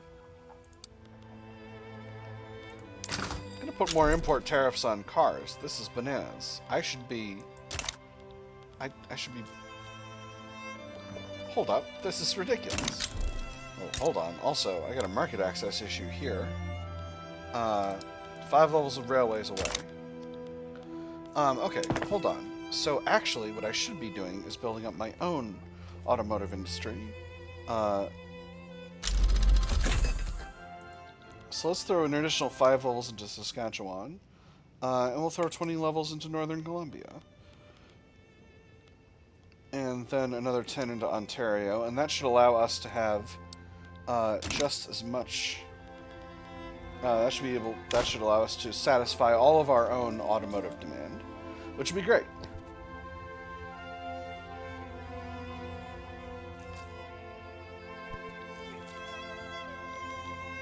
Alright, now, how much longer do our subjects have that first? 7 months. Alright, so 7 more months, and then I'm going to chill a little bit longer just to get Liberty Desires down before I start doing my border rework in here. Now, I can actually hand North Borneo to Kutai, because North Borneo is not part of... is not Sambas's capital. So I think I'm gonna go ahead... Oh, hold on. Close that out. I can take a state, I can't grant a state, because we're committed in a diplomatic play right now, in the middle of this, but this is gonna be a whole situation. So France is trying to steal Oman, which apparently was a subject of Brazil. Austria is on the other side of that. But this is unrelated. Ecuador. You want to give me investment rights, cash, and trade privileges for trade privileges. What if instead you don't give me cash, I don't give you trade privileges, you just give me trade privileges and investment rights? Huzzah. And there's France. The United States sides with Brazil. Well, that is a shame.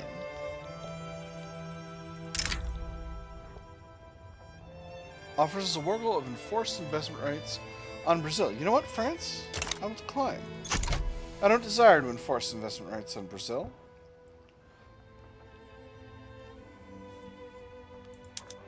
If you call me as an ally, I will of course assist you. But if not,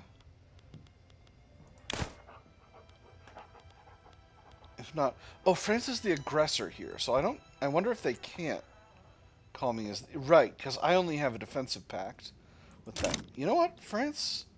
You can do your thing. The most dangerous game. Returning from a safari expedition, George Kemp, the leader. Oh my goodness! Oh my goodness! This could be huge, because if my agitator gets into control of the power block, that could be the interest group. That could be the thing I want. Okay, George Kemp, the leader of the petite bourgeoisie, was marooned on a small island in the Dutch West Indies. There he was hunted like an animal by the Russian aristocrat Mikhail Surkov. Splendid. One of us is to furnish a repast for the hounds. The other will sleep in this very excellent bed. On guard, George. All right. And then our bark is, George has never slept in a better bed. Mikhail Surkov dies. Well, what a shame. Oh, that's funny. It's been a while since we've seen that event pop off. I do like that event. I think it's very fun. That's based on like a short story or a book or something. I forget the name. Ooh, actually, I can nationalize more French industry because relations with France are just stellar at present. So let's do that. I think we're still filtered properly. So let's snag. Let's snag Belgian and French privately owned coal mines. Minus 12, that's fine. That gets us down to 40. And then this 40 levels minus 33. Okay, can't go too buck wild with that.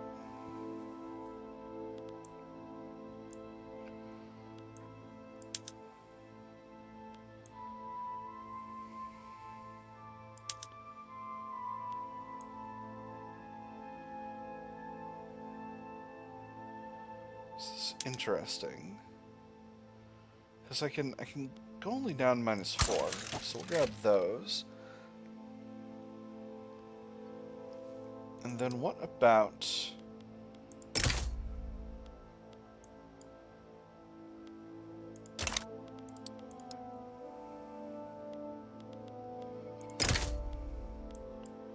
these fisheries are Belgian owned, but I can seize those. Glassworks. One level of French privately owned. Probably not that big of a deal. What about the other ones? Same deal. Iron mines. Iron mines, 10 levels of French privately owned iron mines. For £2 million. And 3 levels of Belgian ones as well. Let's do it.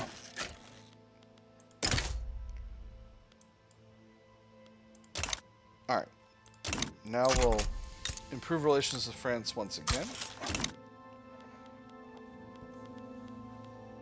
Just to be able to hop over that line. Alright, we are winning our battle in Siam. I can already see it from here. Force comparison's rock solid. Anhui Click actually winning against Guangdong Click, which is exciting. France. France, France, France, France, France, France, France. What if instead I gave you $1,000? What if instead I gave you $2,000? Fine, you drive a hard bargain. $3,000 for investment rights.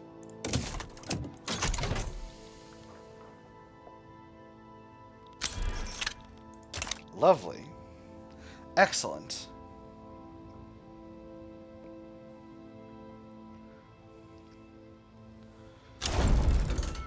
Beautiful. So now, Kutai, grant state North Borneo. All right, that is gonna spike Liberty Desire and Sambas, but that's fine. If they declare a war for independence, I will simply annex them. Simply, I will annex them is what I will do. Their Liberty Desire is going down way fast though, so it's fine. Poor relations. Okay. These numbers are silly. Alright. Offers an obligation if we'll back them with Brazil.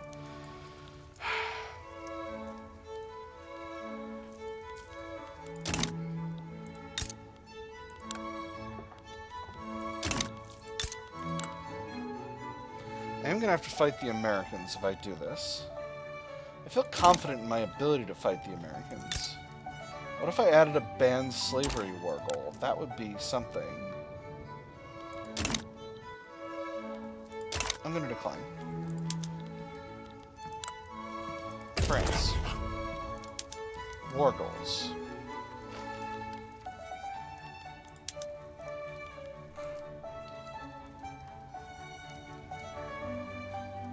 I can't see how many this would be. What if I went this way?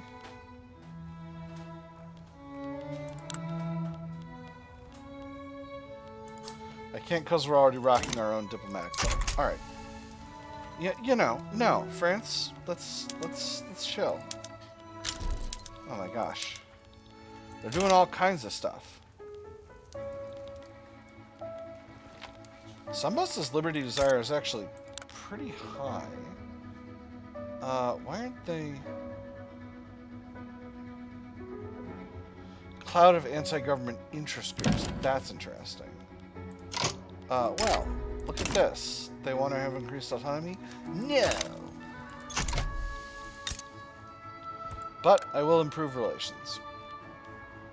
Or I'll continue to improve relations. Relations are going up. Oh, relations with Britain are going up. Did Britain finally decide that that they're only wary of me now? Alright, well that's fine. That's just fine. I'm perfectly pleased with that. How much am I paying in interest right now? 18K. Not bad at all. And I'm chipping away at that debt pretty... Wow, that's actually a pretty significant block of debt. But that's okay. Hopefully, my private sector will be purchasing those buildings. And that will make things clean. I'm closing in on 85% ownership of my own GDP at this stage. So I'm feeling pretty good about it overall.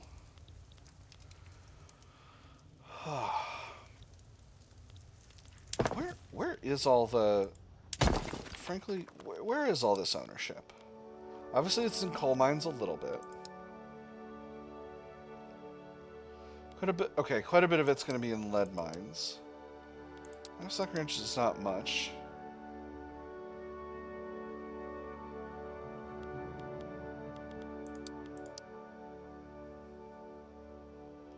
Okay, a lot of it's in military shipyards, which is interesting. Oh, this is not that many levels. Motor industries? Quite a bit in motor industries as well. And oil. Quite a bit of it's in oil. Oil and ports. Okay, alright. Some power plants in Saskatchewan owned by the French. That's weird. That's curious. I wouldn't have expected that. Modernist revolts in Shanxi.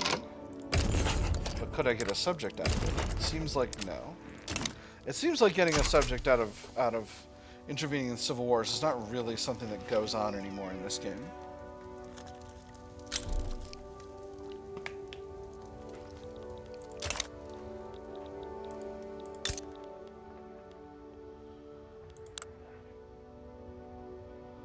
Wow.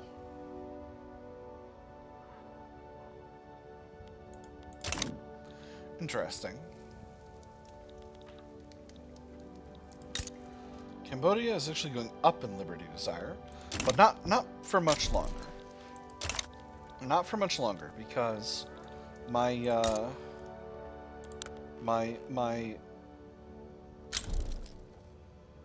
Alright, our Overlord Annex has expired. Ooh, Central American mass immigration from San Salvador. That's exciting. So let's look at it now. Alright, they are going down in liberty desire. So the ones that I'm really concerned about are the United Baltic Provinces, and down they're going. Lovely. Sambas should be similarly impacted. Yeah, they're going down now at a healthy clip. And how long is the other one going to stick around? Let's take a quick look. Another 27 months, so 2.5 years. That's okay. I think I can continue to be chill for another 2.5 years. It's not that long. It's not that long. I can live without taking more puppets, annexing more countries. I could do it. I could do it without annexing. It's just 2 years. It's not that long. I'm very silly. I'm very silly here. And there's the rest of our automotive industry improved. So let's take a quick... Oh! Marc Pascal Cochon is finished. Jamal al-Din is our new chief executive. He's a protectionist aligned with the industrialists. That's exciting. But the real question is, can I get this guy into leadership? Not yet. Henry McKinsey, you've really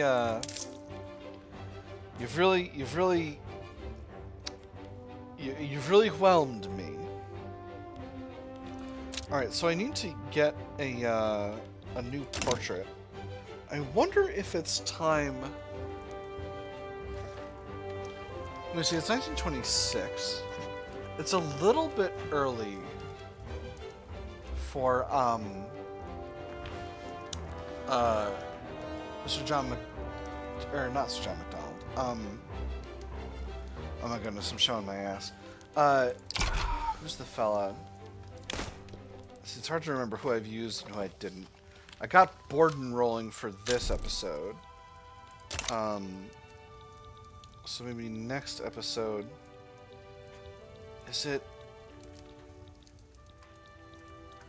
Mackenzie King?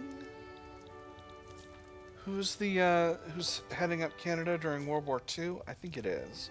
We're doing the majority of World War II. Yeah, I think it is. It's still very funny to me that Prussia has fallen to a major. Who else owns chunks of Canada? Belgium 2 levels, Carnatic 1 level, USA 1 level, Great Britain 1 level. Yeah, I'm not too worried about any of that. I should improve relations with Belgium, though.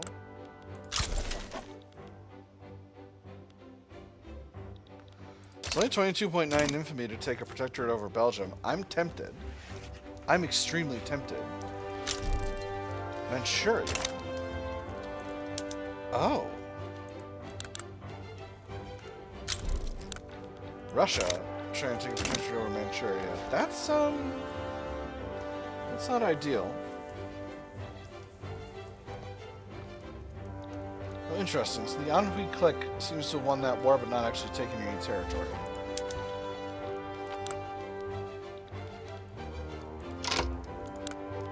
Manchuria. What could I get?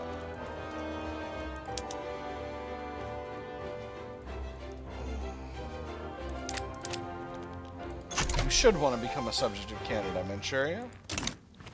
The water's fine. It's not as cold as you might think. Anhui Modernist Revolt. Curious.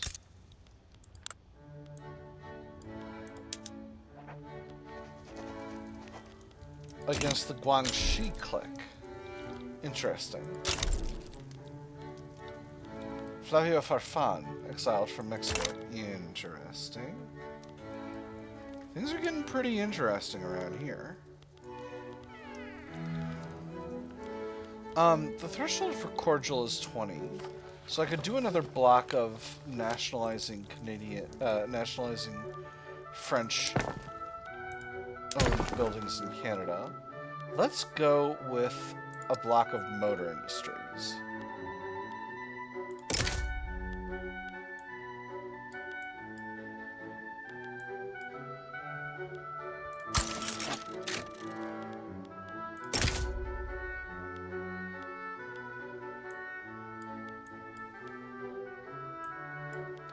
Okay, can't get too many here.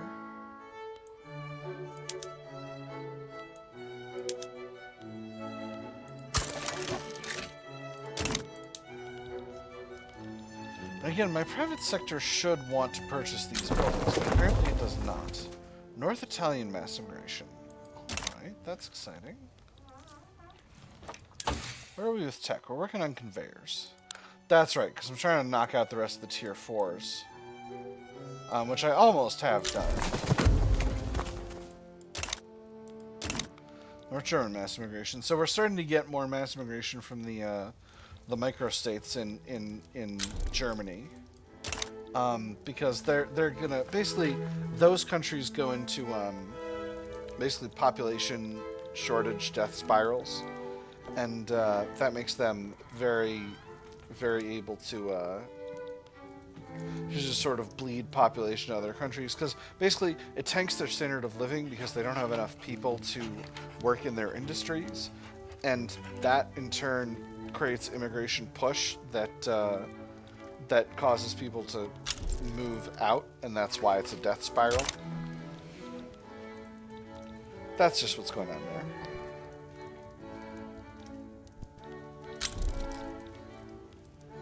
Cornelius Ivat from Sierra Leone. Curious.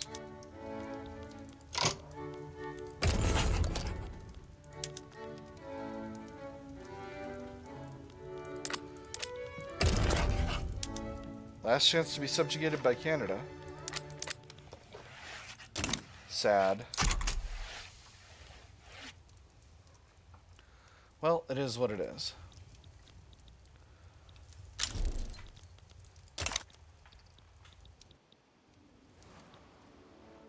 Let me see. Alright, all these are Luxembourgers. I could still... The other ones are also a minor. I could technically consume them. Untrained hands. Children working in the tooling workshops in Quebec have suffered injuries trying to operate the machinery used in production. After examining the boy's hands, the doctor sat back down, turned to the mother, and sighed deeply. Well, I'm afraid your son is never going to become a great musician, he said, but then again, perhaps that was never one of his more likely prospects. Keep children off the factory floor, reduce dependence income in Quebec, or these new industries need all the employees they can get, extra mortality, salty trade unions. I'm going to go with the first one. I think that's sensible.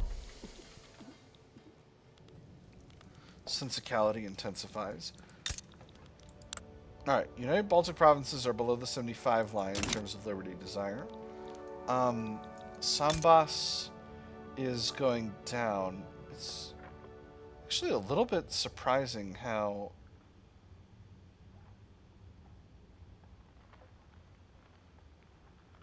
Maybe they're just not that economically entangled with me on account of I haven't built that much in them. Oh boy. Building a lot of railways.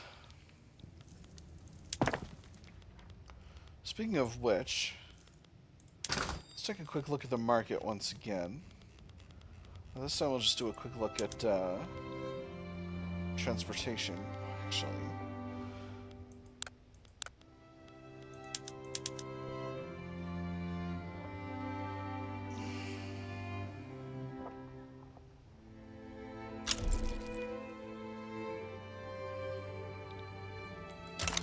Looks like we're doing okay for places in Canada proper.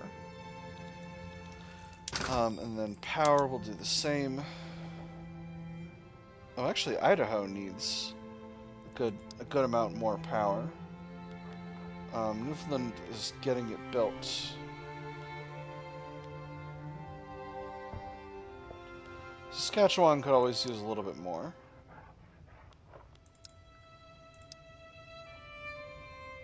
Quebec, you're basically fine. Manitoba, you're basically fine. Yeah, okay. All right.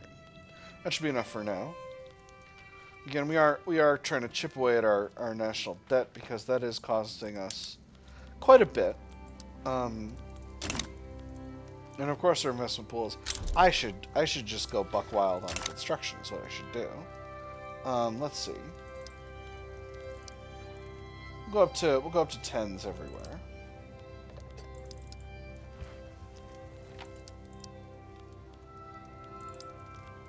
There we go. How does that put us at 198? Where do I have an uneven number? That's bananas. What's happening here?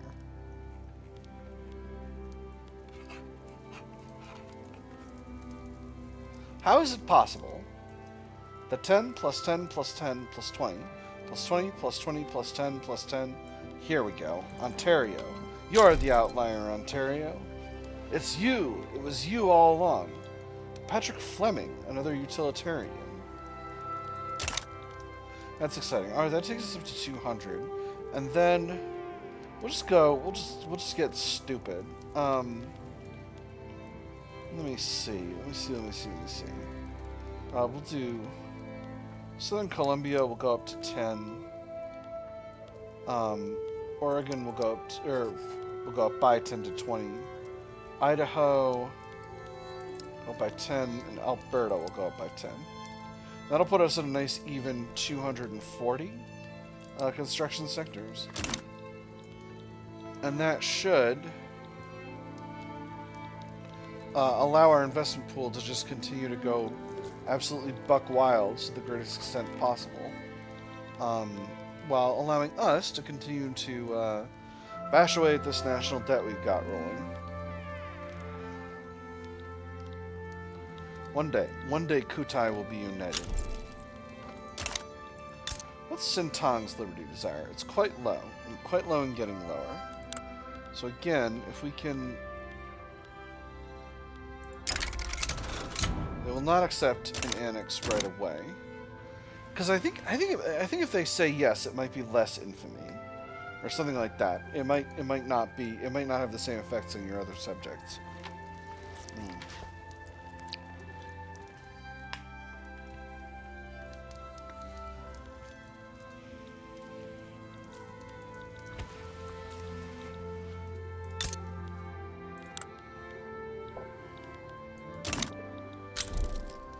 Siberian National Awakening in northern Heilongjiang. That's cool.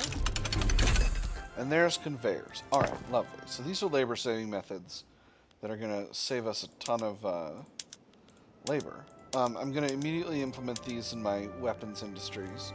What does that do to the price of oil? Because oil is the primary controlling factor here. Where is oil? I've made oil very expensive, haven't I? No? No, not quite yet. This I'm happy about. Building all my own cars. Where's oil?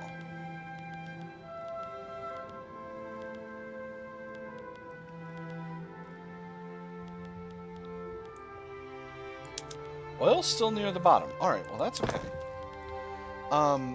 Alright, automotive industries, go to assembly lines. Yeah, do it.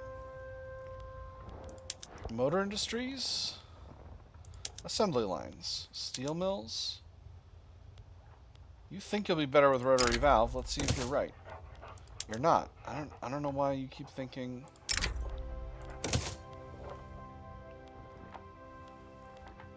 Well, I don't know about that.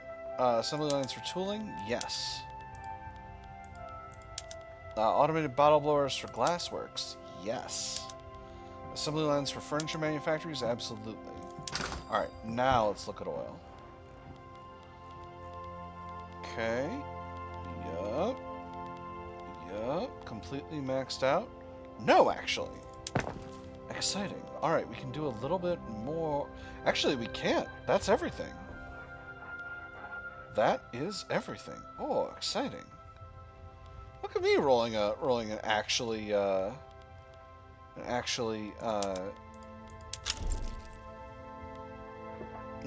efficient economy. Heck yes. Alright, what does that do to labor? I do have some unemployment, which means I do have some welfare payments. But that's okay. That is okay. Because, hey, to celebrate, let's get ourselves some more oil.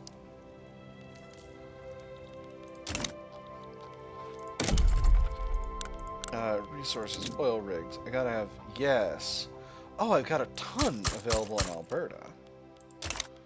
Absolutely. Drill, and I cannot emphasize this enough, baby drill. Anywhere else in my place? Oh, that's right. I've got oil in Gujarat. Pegu, Mandalay. Plenty in Borneo.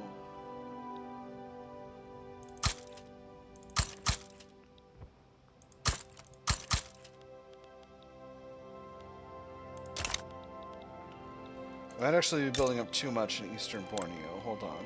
Nah, I got the infrastructure. It's fine. It's so fine.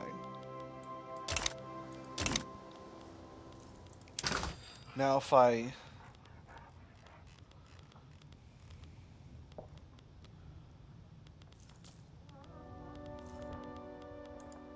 actually be a while until I've got compression ignition.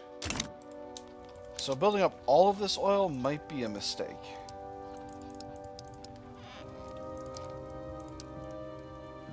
I think the ones in Borneo I'm going to not build. We'll leave Borneo out of this for now. But having plenty of oil production capacity is going to be good long term. Baku won a modernizer, South Joseon. That's exciting. Okay, has our utilitarian movement become larger? Is it going to become larger? Is it going to start pressuring an interest group that can actually affect our politics? I don't know. This and other questions will be answered next time, because I've hit the beginning of 1927. Will be answered next time on the final episode of our Canada